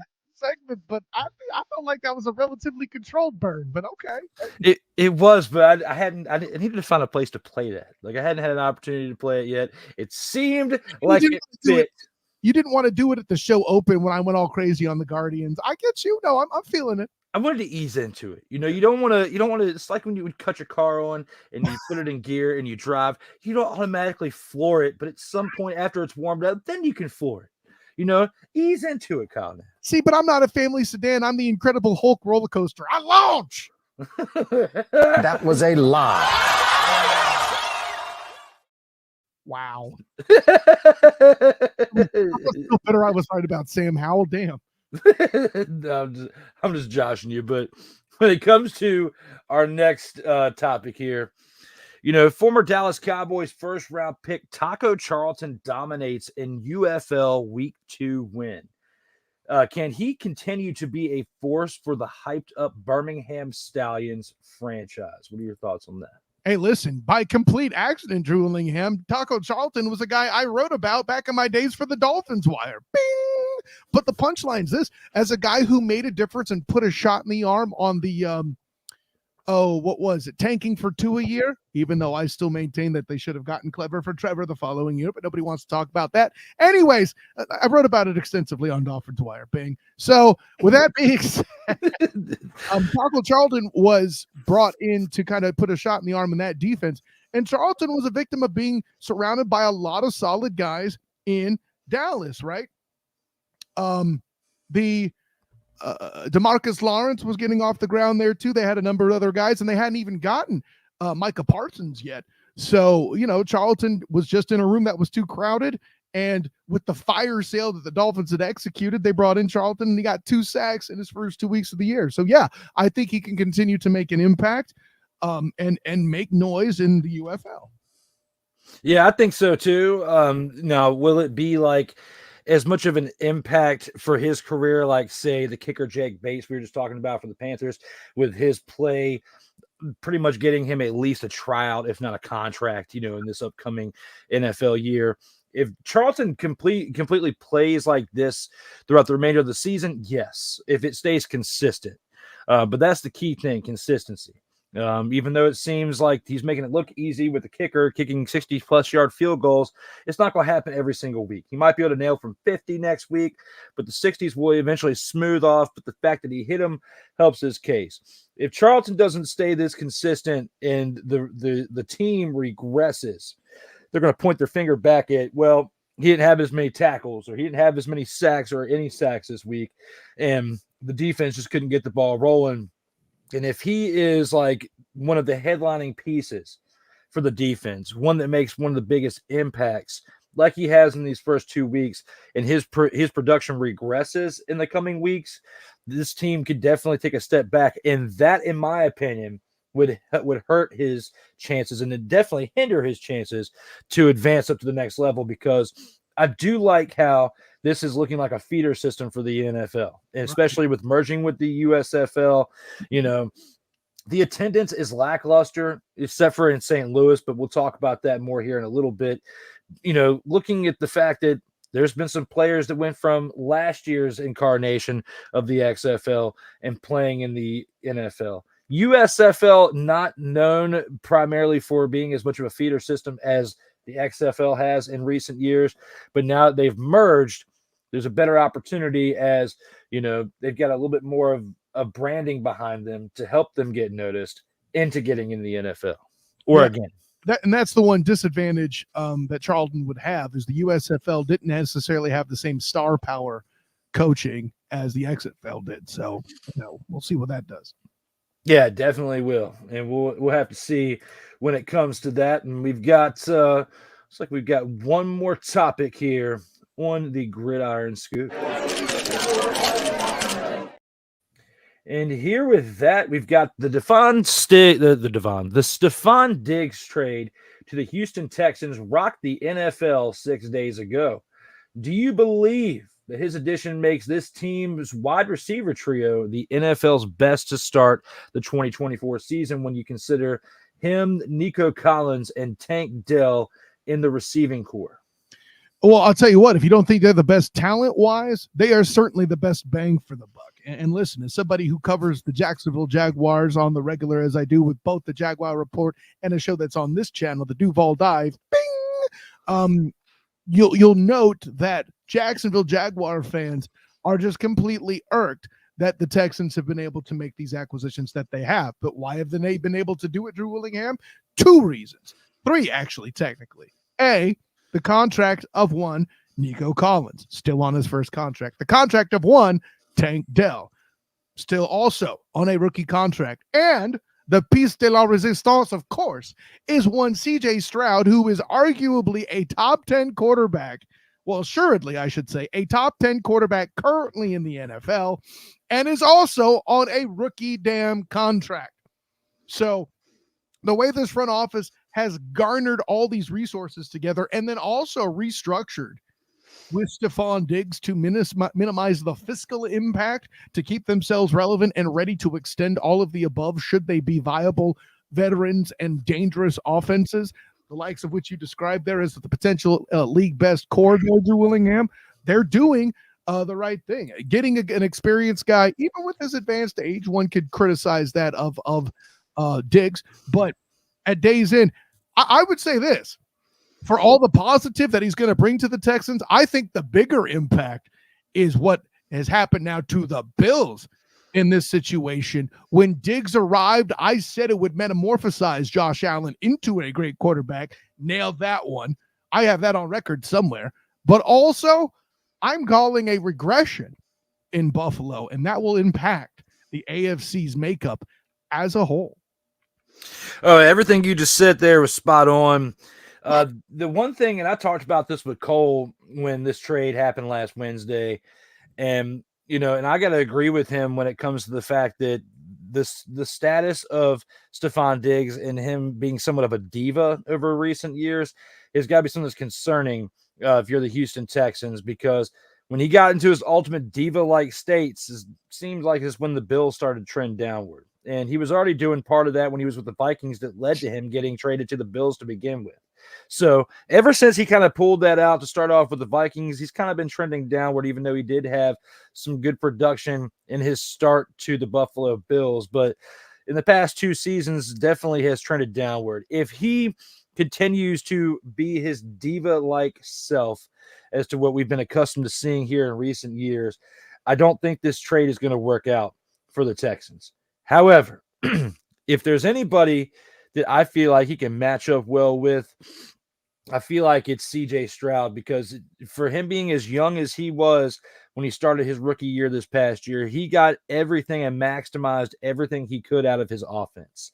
And that's because he has really great qualities as a leader. And that's something that I think Stefon Diggs has been lacking in as far as being around when it comes to a quarterback that can lead like that, because Josh Allen can run the ball and he's mobile and he can throw the ball. But some moments of question, especially when it comes to getting over the hump, there's been questions about his leadership.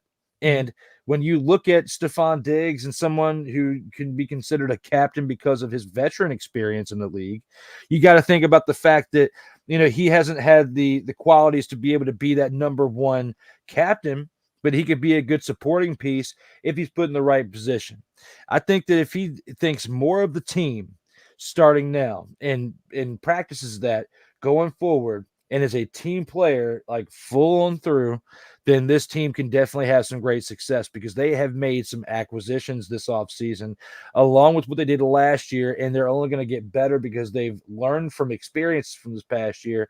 Unless CJ Stroud, Nico Collins take a severe sophomore slump together this upcoming year, and the addition of Stefon Diggs doesn't hurt them from him being a diva like I was just mentioning, I think we're going to see this team potentially go one step closer in this upcoming season together. I'm going to push back a little bit on Diggs as a diva. Like, certainly there were moments of conflict between him and Josh Allen. There's no question there for me, but or anybody to act like there wasn't there would be just intellectually dishonest. However, when you're put in a position in Buffalo where the entire passing game is on your shoulders just as much, if not more, than the quarterback, and the quarterback is unable to get you the football because he's a gunslinger that makes a butt ton of mistakes, that is a frustrating place to live.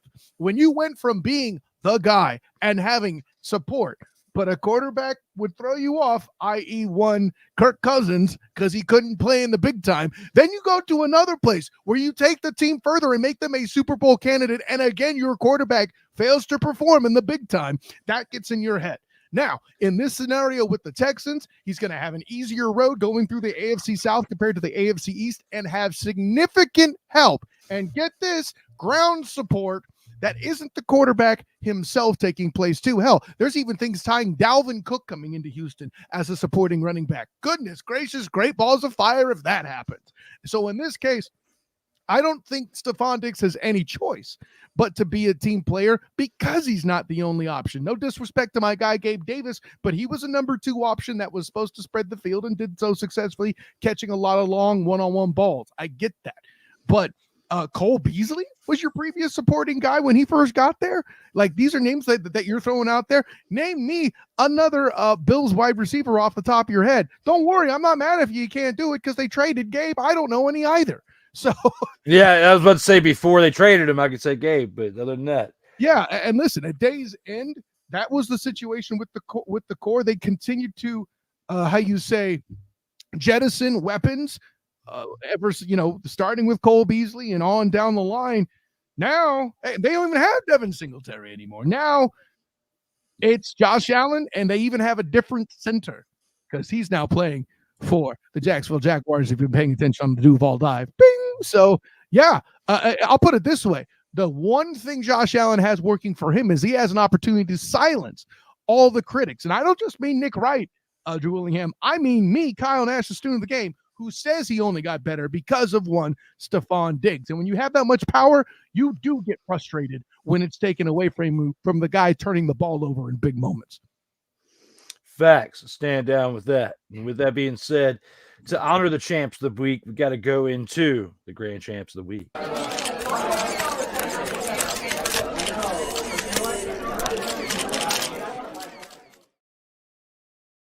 Total Football Talk.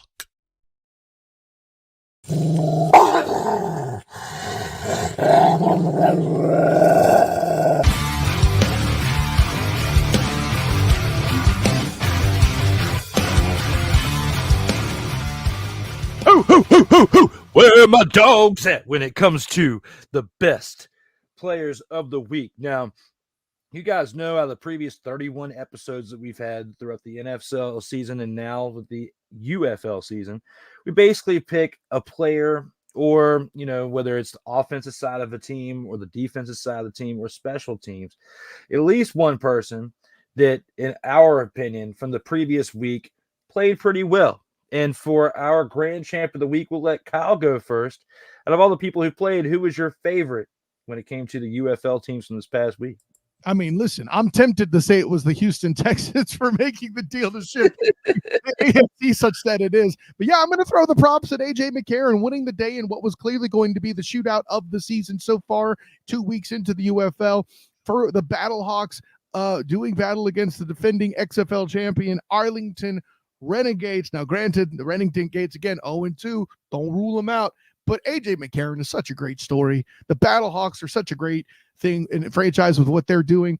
I don't think the NFL should go back to St. Louis. I'm not doing anything like that, but I do think that this is the right space for A.J. McCarron and St. Louis to stay in love with football. I like that. And, I was thinking along the lines of A.J. McCarron, but I'm going to stick with the quarterback, but go with a different team. This being a team that throughout the majority of the game definitely looked like they were playing like a bunch of dumpster Pelicans, a name that I have not brought out in quite some time. They're definitely playing like a bunch of dumpster Pelicans. And they probably had like somewhat of a Tim Tebow-like game, playing like trash for 3.5 quarters, and all of a sudden through the last half of a quarter decide that they figured out how to play football all of a sudden after looking like a peewee football player who sat the bench for the majority of the game, but then came in to look like he grew some wings and showed the team what was up. I'm going to have to go with Chase Garbers. Chase Garbers, the quarterback for the Brahmas, didn't quit in this past week when there were certain opportunities where he easily could have. He easily could have given up, but he didn't. And for what he did in this past week, 287 yards, 3 touchdowns. Yeah, he threw an interception, but rebounded. And along with 3 carries for 20 yards, was part of the equation that helped lead this team towards a victory after playing like trash for 3.5 quarters. So Kyle's got a pretty respectable pick in A.J. McCarron. I'm going with Chase Garbers. We have 2 quarterbacks we've selected for our dogs of the week. And stay tuned, you guys. We're going to take a quick commercial break, but when we come back, we've got to go through some featured attractions along with breaking down the preview for this upcoming weekend before we roll on out of here. We'll see you on the other side of this commercial break. Coming up next, the featured attractions. This is Total Football Talk. Comey Media Incorporated. Creating content magic in the real world. This little right here. Look at the inside of these cakes. Now, when you bite into it, just as I demonstrated while you were talking at the beginning of your discussion right there, I could taste the drugs inside of this cake, Sick. I could taste the addiction within the cream filling of this cake right here, to where they not only us with that cake right there, but they made an ice cream out of it. They made an ice cream out of it. A 1 pint Christmas tree cake ice cream. Look at that little just smile up there. Look, she is up to no good on there. Look at that. Look at that smile on there, Sick. She knows that she got you. Got him is what's in her mind right now. Acknowledge me. Look at that little smile right there. She's up to no good. D. Willie in the evening. Thursdays at 11:15 p.m. Eastern, 10:15 p.m. Central. Exclusively on Sertoba Media, where the struggle is real to be awesome. Hey, ladies and gentlemen. Hey, look. Hey, stop playing games. Y'all already know. Go ahead and toss him some Willie Bucks. Ain't nobody playing around. Hey, $sign D Willie 87. Go ahead and hit him up on the Cash App and go ahead and give him some Willie Bucks. Look at Drew looking stoic, ladies and gentlemen. Stoic on that $10 bill. So go ahead, slide my man over some Willie Bucks, and we good. That's all I'm saying. We good. How about some Willie Bucks?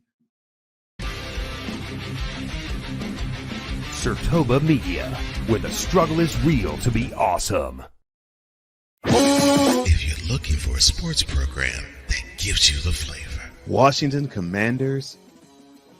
Really? This whole thing stinks to high heaven. That pulls no punches. Thuggish act by a thuggish actor. That gives you some humor. Praise everything LeBron does and never criticize it. If you want a show that gives you good times, then this is that show. BS3 Network proudly presents. I am Colt Johnson, and welcome to Cole Sports with a Z. Every Friday on Patreon, and every Saturday on YouTube, Spreaker, and all other outlets.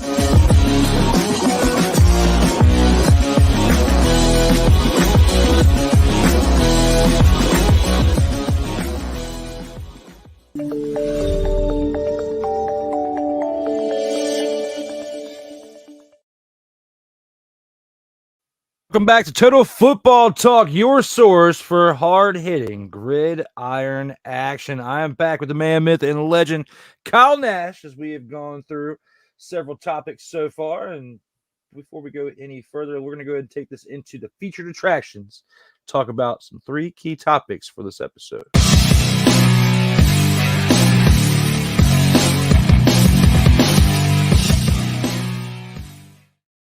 I call it the featured attractions, but, maybe because I'm a little rusty in certain aspects, we should call it what it really is, and that is the chopping block.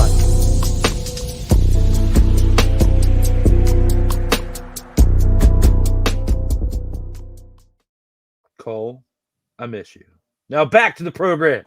When it comes to this right here, we got 3 topics that we're going to talk about when it comes to the chopping block. And, for those of you who've been watching the program throughout the previous 8 months, when it comes to chopping block, we basically throw some things up there where basically it's kind of like being on the hot seat. It's probably the most comparison to it.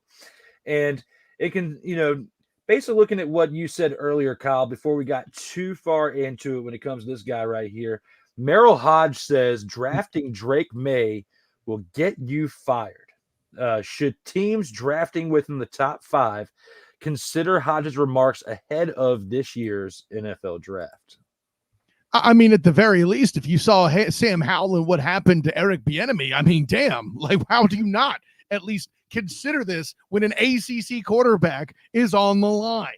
when he's gotten famous beating juggernauts like Boston College and Wake Forest. Yeah, there's a reason why that conference is collapsing before our very eyes, Drew Willingham. So yes, well, I know that Haji, as he's known and loved amongst the media landscape, it tends to, how you say, hyperbolize a bit. I'm not here to say he's going to get a dude fired, or at least not in year one. But yeah, somebody still needs to tell me why I need to be excited about Drake May, because I am not there yet.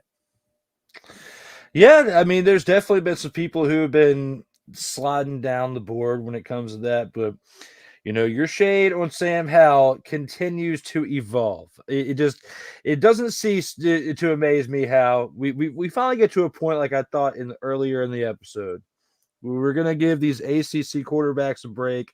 We're gonna give Sam Howell a break. All of a sudden, right when I thought the dust had settled, after 95 minutes of being on the air, Kyle Nash finds a way to bring it back and rub it in my face.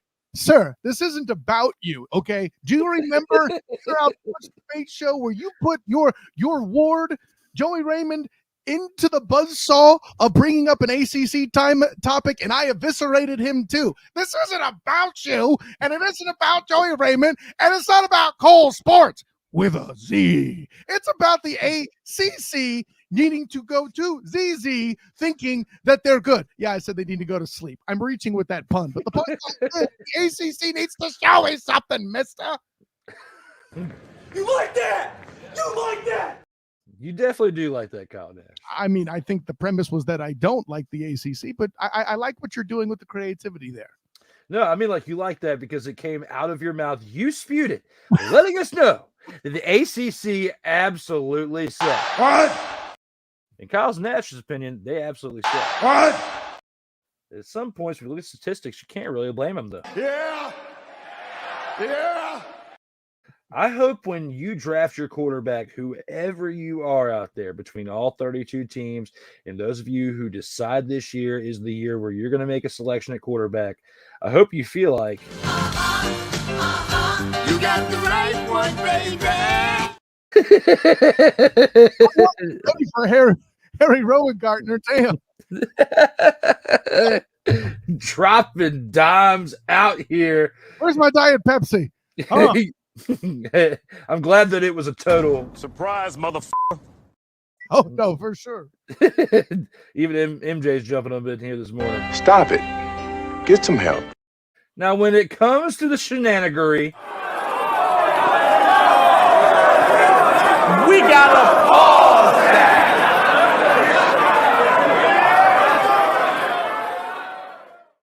Shout out to my guys over at the Wrestling Realm who had me on last week as a guest. The term shenanigery was coined by them, and I'm just keeping it alive. But listen, shenanigery, chicanery, whatever it is, if you think it needs to go on pause, well, you can certainly try. Shall we move on to Willingham? And you all know that is not a total surprise, motherfucker. When you see the two of us on a screen together, you're going to get shenanigans at some point. It is inevitable. It is definitely inevitable. But right there with that first topic, when it comes to, Merrill Hodge and his comments on Drake May, I think that we both are in agreement here with the fact of these top 5 teams in the NFL draft as far as picking goes need to consider that statement along with many other statements from others who have had, their concerns about Drake May and especially being drafted that high up in the draft. I think they definitely need to listen to what Hodge is saying here in comparison to other quarterbacks who are available to be drafted. Hey. Who's giving them the business? Next here on the chopping block, and a team that you know very well, Kyle, the Jaguars traded back twice last year and could do it again in the first round of the 2024's draft. Do you believe deja vu strikes again with the 17th overall pick, or do they hold on to it and actually make a selection this year with that pick? So there's 2 separate questions here. Whether they should, that's a conversation for the Duval Dive on Friday. Bing! Do I think that's on the table? I do. it's a Trent Baalke world, and they're just living in it, unfortunately. I also think that there's an opportunity or a scenario where the Jags might even trade up. I hope they do neither, and I will explain why or why not. Travis may have a different opinion when we talk about it on the Duval Dive. I'm not sure if it'll be this Friday or the Friday following, but the draft is coming, just like winter was in Game of Thrones, and at some point we will have to broach that topic. But Trent Baalke doing that would be a very Trent Baalke thing to do. Yeah, I'm not here to rule it out. But based on the information I have today, I'm not a fan. There's too many needs. And at this point now, granted, there's still plenty of time, let's say for a T. Higgins trade or something like that to happen. There's still too much time for a potential Brandon Ayuk, just to pick a few things out that might move the needle on that. But yeah, at this point, I can't take. It's certainly on the board, so to speak, right? So, what do you think is more likely to happen without going too far? And because I know you want to save some suspense for the Duval Dive, but do you think the team is more likely to trade back or trade up with that pick? I think it's back. Because if they put all their eggs in the basket, let's say to draft the corner in round 1, and there's a run on corners, which is on the table, or if they were trying to get a particular offensive tackle and there's a run on tackles, Mel Kiper in his third draft, mock draft, had that very thing happen where there was a run on tackle. So the Jags went corner. It's going to be down to the logistics of the day is what I'll say. Moving up, I think is like a less than 10% chance. It's got to be for the right guy. It's got to be for the right deal. It's got to be something that takes money off the table where you're at that point, you're talking about them trading, let's say, a Cam Robinson from the left tackle position, who's one of the highest guys on the salary cap. It's going to be a Christian Kirk, but would they get the value in a Christian Kirk trade? Granted, they would get a lot of money off the books there too. Frankly, I think that's off the table too. Kirk is too much of an intangibles guy on the offense. He's a leader with that group. Watching him and Gabe Davis work together as hardworking guys, it's going to be something to observe. I'm looking forward to that, by the way. Zay Jones, perhaps, is something that could get paired with a trade up. And obviously with commensurate picks, it's not just going to be a player and a pick to move up. You're going to have an additional pick as well. And are they going to do like the Bills or the Texans and get into the 2025 pick pool? I don't know. But those are about the only ways I could see them moving up. So yeah, it's a less than 10% chance they actually move up. But again, cannot take it off the board completely. Yeah, because like you said, they moved back twice last year, and they moved back twice last year to get Oklahoma tackle Anton Harrison. Do you think that move right there was worth it? And to kind of speak volumes towards what they should think about doing for this year, did that pay dividends enough to trade back twice last year for the guy they wanted all along? And should that inspire them into their decision-making for this year? Anton Harrison is not the pick with which you should evaluate that, though, Drew Willingham. Anton Harrison, by the way, an absolute stud. If O. Lyman got press, he'd be an offensive rookie of the year candidate and would fall just short of C.J. Stroud, above Puka Nacua. What he's done and the guys he faced throughout the year on an island as a rookie tackle has been absolutely stellar, and he's proven he could be a starting left tackle as he continues to develop. By the way, in an era where offensive linemen in general develop slower than ever before. That being said, the next picks in Brandon Strange and Bigsby, not a fan. Tank Bigsby and Brandon Strange both not worth the stock when they could have had a Joey Porter Jr. like I was banging the table for, and for my money, the strategy was right. The execution was bad. It's not so much too that they didn't have good guys that can make a difference that were on the board. They missed on so many prospects with both of the next two picks that I cannot evaluate them as drafting successfully. But the trade was well done. They put themselves in potential to get 3 starters, and they got one. They got the easy one. The first round, scouting in the first round in the NFL should be child's play at that level. It's when you get down into the weeds that the Jags have been failing of late. I just think that with their success with that trade last year, it may motivate them, inspire them, whatever word you're looking for, to kind of repeat history this year. And that's what I meant by it. It would be a very bulky thing to do. That would feed the ego enough to keep it on the board. I agree. Personally, but guys, definitely for those of you watching, and haven't seen Kyle's show on Fridays, the Duval Dive podcast, definitely make sure you check that out so you can stay up to date when it comes to this right here, because the two of them, him and Travis, are going to touch base on this at some point. But I figured it would be a good selection of something that we could talk about today, considering that it's probably on your mind right now with everything you've got covering for the Jaguars. Who's giving them the business? My bad. No, all I said was you were right. I mean, it's funny. You get something right on your show, and now no one heard me say you were right about something. You're killing yourself, Drew Willingham. Yeah, that's not something I'm used to hearing from you on a regular basis. So believe me when I play this right here.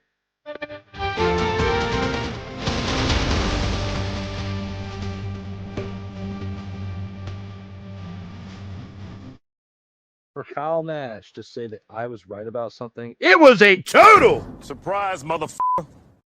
And I'm feeling real good right now. You got the right one, baby.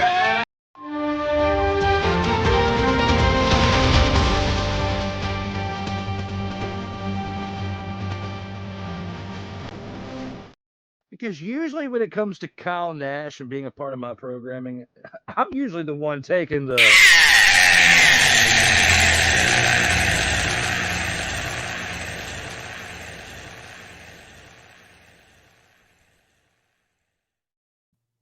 Facts, bro.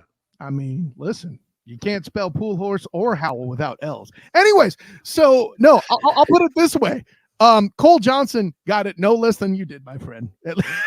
I know. I saw it, but hey, at least you come guns a-blazing, and that is why we have as much fun out here on these streams as we do. Hey. Who's giving them the business? So it looks like with our last topic that we got here on the chopping block, we go back to the UFL, and the UFL sets new attendance record at 40,317 to watch the St. Louis Battlehawks versus the Arlington Renegades. Should the NFL seriously consider bringing an expansion team back to the Lou? No, I don't think so. That's been a failed experiment a couple times, and such that it is. Let's just put it this way: there are other fertile plains worth testing ahead of going back to somewhere. Is kind of my attitude. Like, for one, let's play with a fourth NFL team in Florida first. He said biasly. Of course, that won't happen. I'm being silly.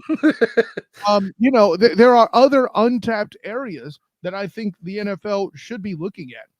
And I'm not going, they should put a team in Europe. We're not there yet. There's still some supersonic jet technology that needs to be put into the mainstream, which is coming in the next, 7 or 8 years. So maybe that'll be the answer.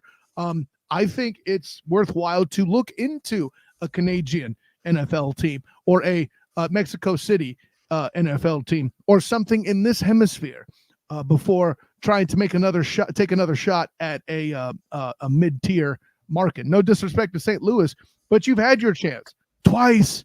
It's time to try somewhere else. No, I mean, Kyle, you bring up some good points with that. And like you said, basically what we saw in the early to mid 90s when they went from Los Angeles to going back to St. Louis. The only positive part from the St. Louis Rams tenure was, of course, the greatest show on turf in '99.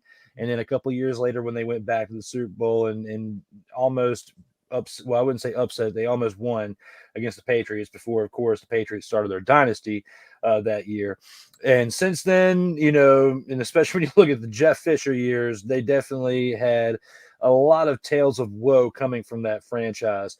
And even though the numbers are great because that part of Missouri definitely is huge into loving football, unfortunately, if their attendance was consistent, then we would have never lost them in St. Louis as far as the Rams to begin with, because they had lackluster attendance, because you had lackluster performances from your team. If the Battlehawks start playing, subpar at some point and not as good as they have been over the past couple seasons since being brought to the XFL, we're going to see that happen again. this 40,000 in attendance is going to drop to like 25, and then it's going to continue to drop. And then we're not going to see these numbers. And then before you know it, they're going to be clamoring to move the team to somewhere else. So we've already seen it in the NFL before. Because before the Arizona Cardinals were a thing, they were in St. Louis, weren't they? Correct. Yeah. St. Louis Cardinals, correct. Because when I was a kid, I remember my brother having like the NFL wallpaper from like the 70s or whatever, because I was an accident. I was 15 years after him. But when it comes to, I remember in his room, he had the wallpaper of like the 20-some NFL teams that were there. I think it was 28 at the time. And I remember seeing because it would have the NFL logo on the helmet, and it would say underneath it the team. I want to say it said St. Louis Cardinals, because for a while they had St. Louis Cardinals for baseball and football. Because just like they have the New York Football Giants, they had the St. Louis Football Cardinals. So looking at this here, this is it's not like they only had a team in the NFL in that city once. You had multiple opportunities to make it work. And unless you have built a team like, say, the Steelers, who, even though they might not go far every year, they at least stay relevant to where they're in that playoff mix throughout the majority of a season. And even getting there is too much as to losing in the first round consistently or whatever, but you're still making noise each and every year. You're consistently a pretty good team. That's why they have the attendance that they do. Yeah, Buffalo's a good example. Up and down, diehard fan base, but perennially overall, they've had some pretty huge spikes, Yeah, and I mean, pretty much since the 4 straight Super Bowl losses, they've had pretty consistent attendance from that point over the last 30 years. We have not seen that in St. Louis, which, again, looking at this question posed in the slate, I agree with you here. I don't think that it's a good move to start considering moving an expansion team back to the NFL. Plus, you can't just really add one. You'd have to add 2 to balance the numbers and to balance the scheduling out. So do you put a team in London and a team in St. Louis? No. I feel like if you add 2 expansion teams, you're going to probably – if you're going to put one overseas, you might as well put 2, because you've already had all this – all these testing games, I would say, or in the past where you've practiced having games overseas, like in London and whatnot. So looking at how things have played out there and where we've had these, I wouldn't say exhibition, but travel games, would be more inclined to start a team there than to taking it back for a 3rd or 4th try in St. Louis. To me, if it didn't work the first time, try it again. But if it doesn't work a second time, the 3rd time isn't going to be a charm necessarily in this case. Well, and I'll say this too. If there's going to be a single team movement, it won't be an expansion. It'll be a relocation. In order for a true NFL expansion to happen at this point, there would have to be a mass expansion to kind of keep the structure, because it's hard to beat the 4-division 14-8 division format for the 32 that's there. Any other number without going to something substantial. I used to have the math on this straight. I think it's like 40. 40 would be where you have 5 divisions, a conference. And that's kind of a way you could fake through it. But the punchline being, like, you don't want to create a scenario where you have 33 teams and there's an odd team in a conference. But then if you have 34 teams, then how do you divide that up amongst the divisions? Somebody gets left out. The numbers aren't pretty per se. So it's something to where if it was going to be an expansion, it would probably be, or if there was going to be a new team, a new city, it would be a relocation before it would be an expansion. I'll say that. Yeah, and the NFL, even though they are profitable, I don't think they are profitable enough to add 8 more teams to and you'd have to definitely put 4 of them overseas, if not 6 of the 8. There you go.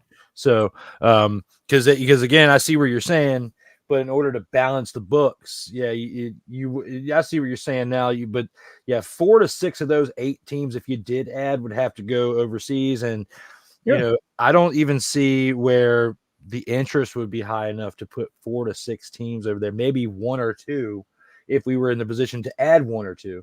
Yeah, that would definitely be a lot right there. And speaking of things, when it comes to being a lot, my favorite time of the show has now arrived when it comes to what I like to talk about in this program of Total Football.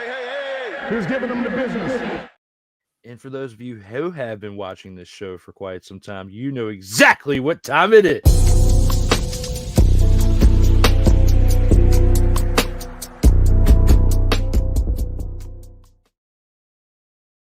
Total Football Talk.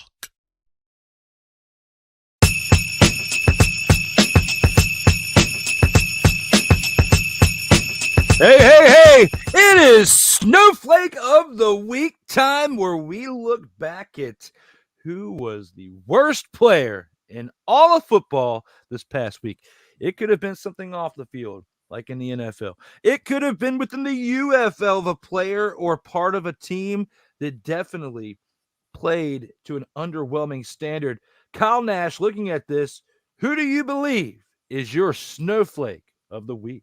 Well, I hinted at it earlier. I'm giving it to Memphis Showboat coach John DeFilippo for going forward on that 4th and 12 and giving the Brahmas the opportunity to get back into and give Cody Latimer the chance to win the football game. Listen, going to 4th and 12 and not punting the ball to pin it as deep as possible is mistake one. Let's say they were even in field goal range. Then you have an opportunity to make it then a 7-point game, and you don't do that. Yeah. Sorry, coach. That's on you for making that call. That was a horrible call. You, sir, are the melted snowflake in my flame this week. That was definitely a great pick for the Snowflake of the Week in Kyle's case. And for me, I'm going to shift gears a little bit and surprisingly go after a team that's undefeated. And I'm going to go after the Birmingham Stallions quarterbacks. And with that being said, I'll refresh your memory if you're just now tuning in or forgot when it comes to this. Matt Corral, 53 passing yards and an interception, along with Adrian Martinez, 88 passing yards, with a combination of less than 150 passing yards between the two guys in total. It's very, very, very terrible numbers for the day. And if it was not for your field goal kicker, with this 4 field goals and 12 points, you would not still be undefeated, and the leg of Jake Bates would have given the Michigan Panthers the victory when you think about that.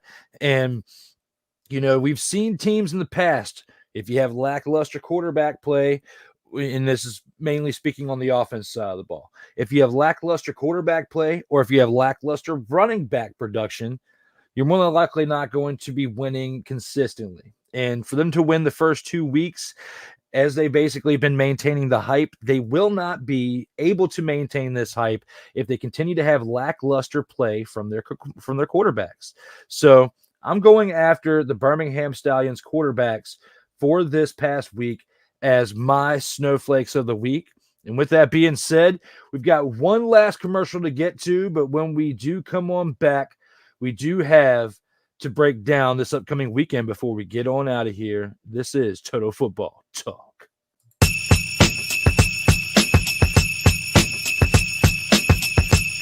The 2-minute drill is next.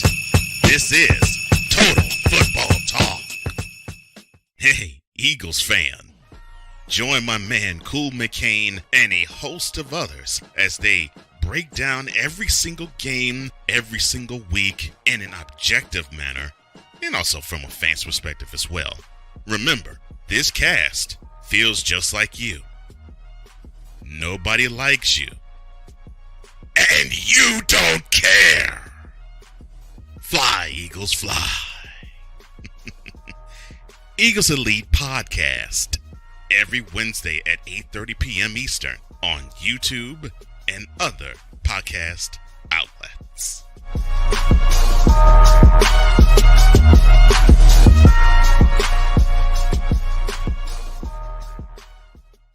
Oh, yes.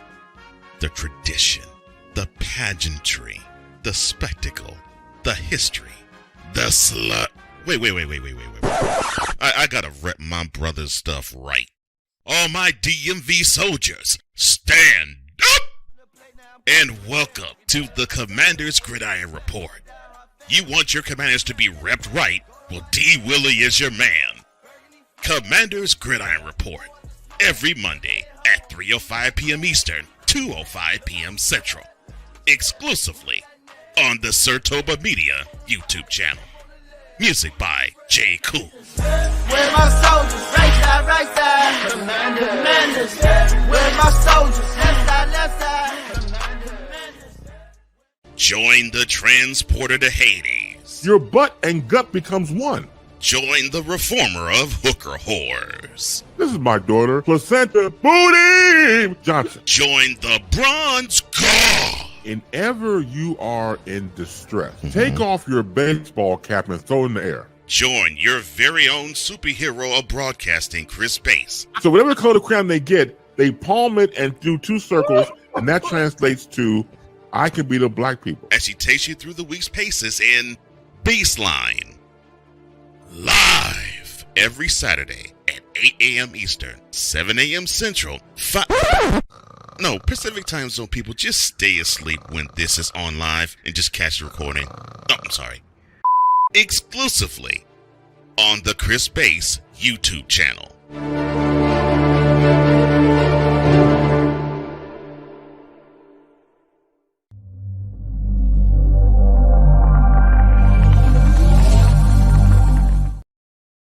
Welcome back to Total Football Talk, your source for hard-hitting gridiron news. And especially when you look at Chris Bass's commercial over there, you got to love the things that come out of that man's mouth. Definitely some things that are said that get me every single time I watch that show. But we've only got one more thing left to go through, and that is the 2-minute drill, or the post-game, the 2-minute drill.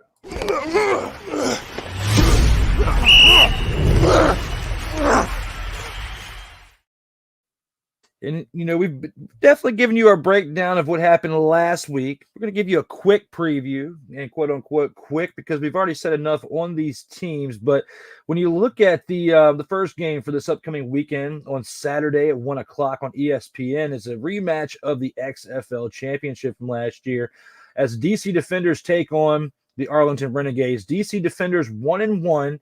Going on against the Arlington Renegades, who are 0-2. Kyle, do you believe the Renegades can snap their winless streak this year and basically tie it up with the record between both teams at 1-2? Please cue up Bishop Bullwinkle. Hell to the no, to the no, no, no. Hell no, to the no. Whoever scheduled the Arlington Renegades the first 3 weeks should be fired for cruelty. AB. This is a team that's more balanced, more talented. I'm not going to go so far as better coached, but it's a good coaching matchup there for sure. And oh, by the way, vengeance is on the table. The only one thing citing the Renegades is that the beer snake is not in effect, and it won't be enough. I see the defenders constricting the Renegades to send them to 0-3, where I still am not prepared to rule them out for the postseason. Last week I picked the Defenders, and I almost ate my words, Kyle Nash. Like I said, I was talking with Cole and saying that, it was only after that pick 6. I mean, we were only 3 minutes into the game, and I was saying I'm kind of regretting my pick for the DC Defenders. I'm glad I was wrong on that day, as I was right on this day a week ago picking them, and I'm going to try my best to be right again, as I'm going to say the DC Defenders take this game this upcoming weekend. Hey. Who's giving them the business?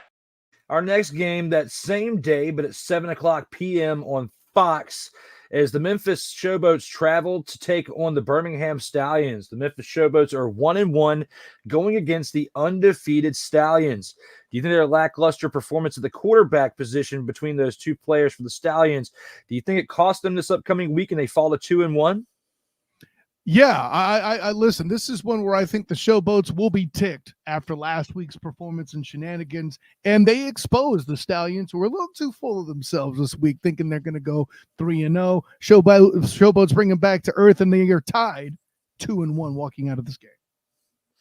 I like that. I like that call, and I'm going to go ahead and agree with that based on the lackluster performance at quarterback and at the running back position for the Stallions. If they can't get it together now, they're not going to get it together at some point this year, in my opinion. So I'm going to go ahead and agree with Kyle on that. Who's giving them the business?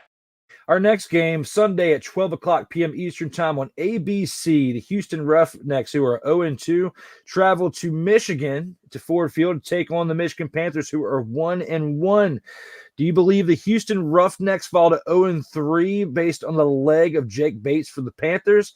Or do you think the Roughnecks find a way to get the win and basically improve their record and tie the Houston Roughnecks with and tie the Michigan Panthers with a 1-2 record? Well, call me bitter if you want, as Michigan stealing the Orlando Guardians away from Florida, but I got the Roughnecks in this one. I think they're going to win on the strength of playing stout defense.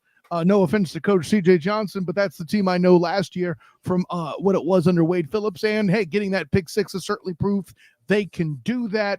And for all that, I predict at least 10 points and off turnovers for the Roughnecks, and that won't be enough for Bates to kick his Panthers out of that one. Okay, I think that you've got the nail on the head with that. I'm going to actually agree with you on this. Unless he has multiple 60-plus yard field goals this week, I don't think that there's a chance that the Panthers get past the Roughnecks, because I don't think the Roughnecks are going to fall to 0-3.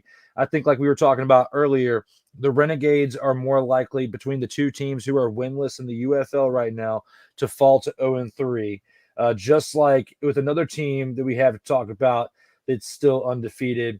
The Stallions, we said that they were going to fall, but with this upcoming team we got to talk about. Who's giving them the business?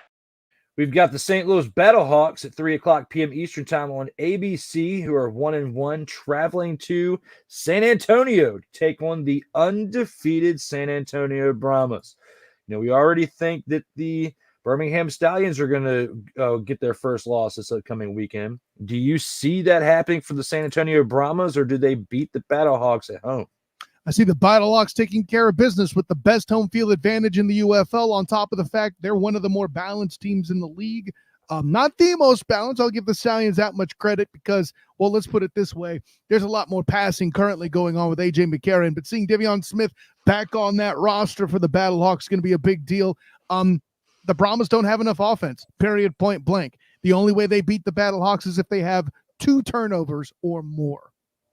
Yeah, if the San Antonio Brahmas had put up a better fight in that first half, or let alone the first 3.5 quarters of this past game, and didn't wait till that last half of the fourth quarter to show up, I would have a little bit more definitive reason to try to keep them at undefeated.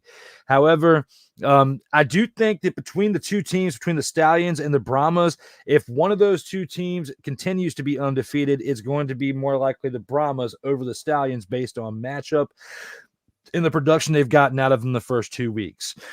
Defense-wise, Stallions are better, but overall team, the Brahmas, as far as balance between offense and defense, it got a little bit more balance because they're getting way better play out of Chase Garbers at quarterback than what the Stallions are getting with their 2 quarterbacks combined on offense. So, but looking back on what you said and looking at the Battlehawks team, it was what we've been saying throughout this episode and throughout several weeks now since the UFL was getting ready. They're the most balanced team out of every team in the UFL on both sides, and especially on offense where they've got a running game and a passing game, because this is the only team throughout the entire UFL for the past 2 weeks that's had a consistent running game.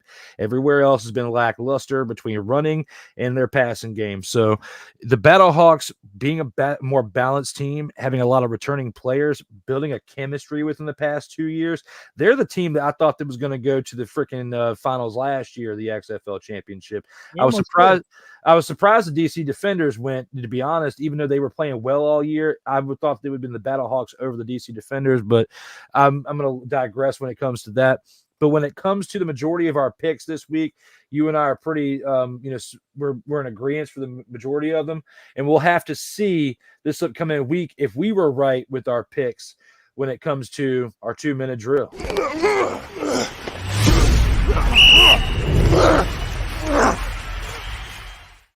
I think we unanimously agreed there, Drew. That's fun. It's fun, and it's very rare when it comes to the two of us being out here on these streams. And with that said, we only got one more thing left to do before we roll on out of here.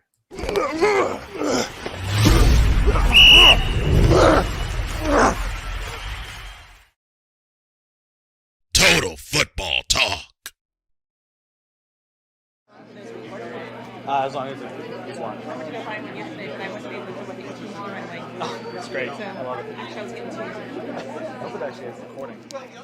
Listening to it. Well, before we get on out of here and go through our last part with the closing thoughts, it looks like we got a few comments here. Mickey says, I guess there is no UFL team in Seattle. Mick, we're going to have to give you a suggestion to turn on your TV and flip it to Sports Center and get caught up on the latest and greatest in sports news because, yes, they had the Seattle Sea Dragons last year for the XFL, but when the merger happened between the USFL and the XFL, some teams had to get cut, and unfortunately, the Seattle team was part of that. We've got a new commenter here on YouTube, Will B. Well, what's up there, Will B? Says, he said Bishop Bullwinkle. Yes, Kyle Nash called for this, and he'll get it again. Hell to the no, to the no, no, no, no. Hell no, to the no, no. The question to you there, Will, was that a total surprise, motherfucker? And if it was, oh my brother, testify. There it is. Testify if it was or not. And of course, then we got Mick stalking the prey out there in the comments with asking him how he is. Followed up by, here comes a friend request from Mickey very, very soon. And Mick says, I just read it. Well, he just read it. Now you know. Now you know what is up with your Seattle Dragons team there, Mick. But here are the closing thoughts, Kyle, between everything we've discussed here on this episode, everything in the UFL, the NFL, football, just life in general. What are your thoughts when it comes to your closing thoughts here on episode 32? So I was going through wondering how on earth I could tie this concept to football so I can bring it here to TFT and also pimp my action there on the Student of the Game podcast. Bing! By the way, Wednesdays at 9 p.m. Eastern here on this YouTube channel. Anyways, and I thought about it and I got to this. Do you remember, Drew Willingham, when your guy Caleb Williams was allegedly campaigning to get percentage of ownership as part of being drafted? I don't think that was ever actually real, and it was dismissed outright as asinine, and rightly so. However, there is an athlete out there who should demand that very deal. Well, whom could that be? That's a great question. We're leaving the realm of football for the correct answer. And matter of fact, the Indiana Fever should give a percentage of ownership to Caitlin Clark in the event of her drafting. Because listen, you're competing with the big three, and Ice Cube out there offering $5 million in the form of a Black Dr. Evil to try to take over that asset.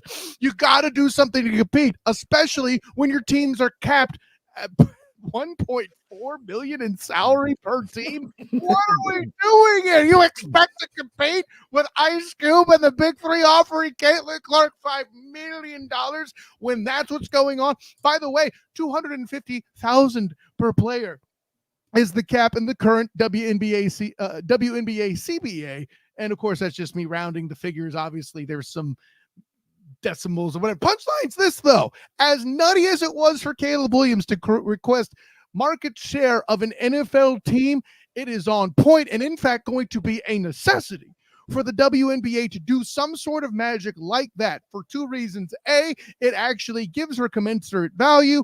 B, it gives her opportunity to have an interest in growing the league on the whole, something a lot of former WNBA players don't really have in mind if you've seen a lot of the comments out there in the space. And then also, and lastly, I think this is the biggest deal of all, it competes with Ice Cube and keeps him out of there and creating a potential that could be a very damaging concept, something I'm going to talk about on Thursday with Tokyo Jameson and Essex O'Brien in a special bonus episode of the Student of the Game. So check that out. Actually, I'll probably drop Friday. Details is we're recording on Thursday. That's a whole other thing. Student of the Game Wednesday, 9 p.m. Eastern. First, though, with Mike Bernier talking about the impact of the Stefon Diggs trade. And on joy and privilege, man. Hey, as always, Kyle Nash, thank you again for being here today and for coming through in the clutch. And if all goes according to plan, he'll be back next week as well, and look forward to that again for next week as well. When it comes to my closing thoughts, Kyle definitely gave some great thoughts right there with what he had to say. And I'm going to go back to the NFL for a second as some utter blasphemy that was dropped on Twitter while this show was starting this morning. I just happened to check it out on the interwebs. And yes, I said the interwebs because that is what they are called to me, the interwebs. Looking at this, and looking at some comments people want to make. I'm going to say some nice things at the end of my closing statement, but I'm going to start out with some negative because we haven't had much negative on this show today, but we will right now. And do you think that's a total surprise, motherfucker? When you look at what comes out of my mouth on this show at times, you know that we are destined.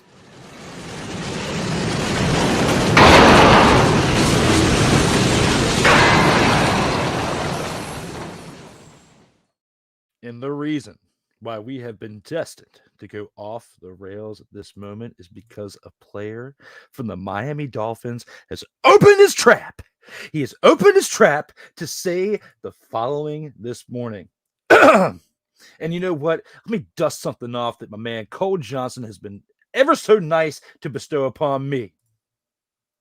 Quote. When it comes to quote, Dolphins offensive tackle Terron Armstead says Miami has everything they need to win the AFC East in 2024. Close quote. Looking at this team last year you had everything you needed to win the AFC East. But you couldn't get it done. And you know why? Because you're the offensive tackle. You block. Yes, you are a very important part of the team. But the rest of your team on offense was spending too much time playing video game with their stats and how they produced on the field that their positive play didn't render into positive results by progressing towards a playoff run in the postseason. So you have the audacity in April, on April 9th of all days in the year, on April 9th, we're not at August 9th where we're really close to the season after you've seen some practice, some OTAs, some mini camps, a little bit of preseason action to determine if you are going to be that team or not. No, we're at April. We're on April 9th. And you have the audacity to open your mouth on April 9th. It could have been April 8th. It could have been to the dinner April 7th for all I care. And the guy's just now reporting it. But you said it right now. On April 9th, it is reported that an offensive tackle, Mr. Terron Armstead, sticking his foot in his mouth and saying, oh, we have all we need to win this year in the 2024 AFC East. Congratulations on April 9th. Congratulations that you think you have what it takes. Unfortunately, you didn't have what it takes last year when you had Tyreek Hill, the Cheetah, and other weapons around your offense to get over that hump and make some real noise and get far last year, did you? No, because you were too busy playing video games. My advice to you, Mr. Armstead, is to keep your foot out of your mouth because you are not doing a good job by helping your chances out here in these streets. Hey. Who's giving them the business? Now, the second part of this, before we have to get on out of here, is I want to thank all of you, whether you're watching between Twitter, Twitch, YouTube, or even on LinkedIn for a surprise today. I know those of you who are watching on LinkedIn right now are like, this is a total surprise, motherfucker. Because it's been a while. But the first and most important part of this is really thank you all, because you could be spending your time doing something else, watching something else out here on these streams, but instead you're watching this live right now, or you're watching it syndicated. And I couldn't have done this without my man Kyle Nash, who every time we get up on here, we have magic, throw down, and have fun. And out of all the people that I bring out of here, if I were to have a top 5 of people that I'd want to perform with out here on these streams, Kyle Nash is in that top 5 each and every time. And I appreciate him for taking his time to be here when he could have been somewhere else as well. And it looks like we do have one comment throughout this past set of things that we went through. And it looks like Sick Diggy told Mickey to get the table, in response to some wrestling from this past week. And it could have been from seeing this right here. Oh, my brother, testify. Oh. Yeah. It's time for me to cool off a little bit. It's time for Kyle Nash and I to get on through about our day. But before we get on out of here, Kyle, was there anything else you wanted to say to the TFT tribe before we rolled on out of here? I mean, your senseless attack of an offensive lineman will have to go unnoticed for now. I got a hard stop here at 11:30. And, you know, for a guy being confident in his team, you're going to go to work on him. But, okay, sure, you do the thing, Drew Willingham. That being said, it's always fun to make fun of cocky Dolphins people. I can't blame you there. Hey, I had to end this on definitely. I mean, we have high notes throughout the show, but I had to end it with some entertainment. That's all we can do. We can only do our best out here. But, again, thank you, as always, to all of you tuning in. Thank you again to Kyle for coming through in the clutch. It is time for one awesome outro. But if you could, and if you haven't yet, please like, share, and subscribe to content between Sartoba Media and Comey Media. As always, stay safe out here in these streets.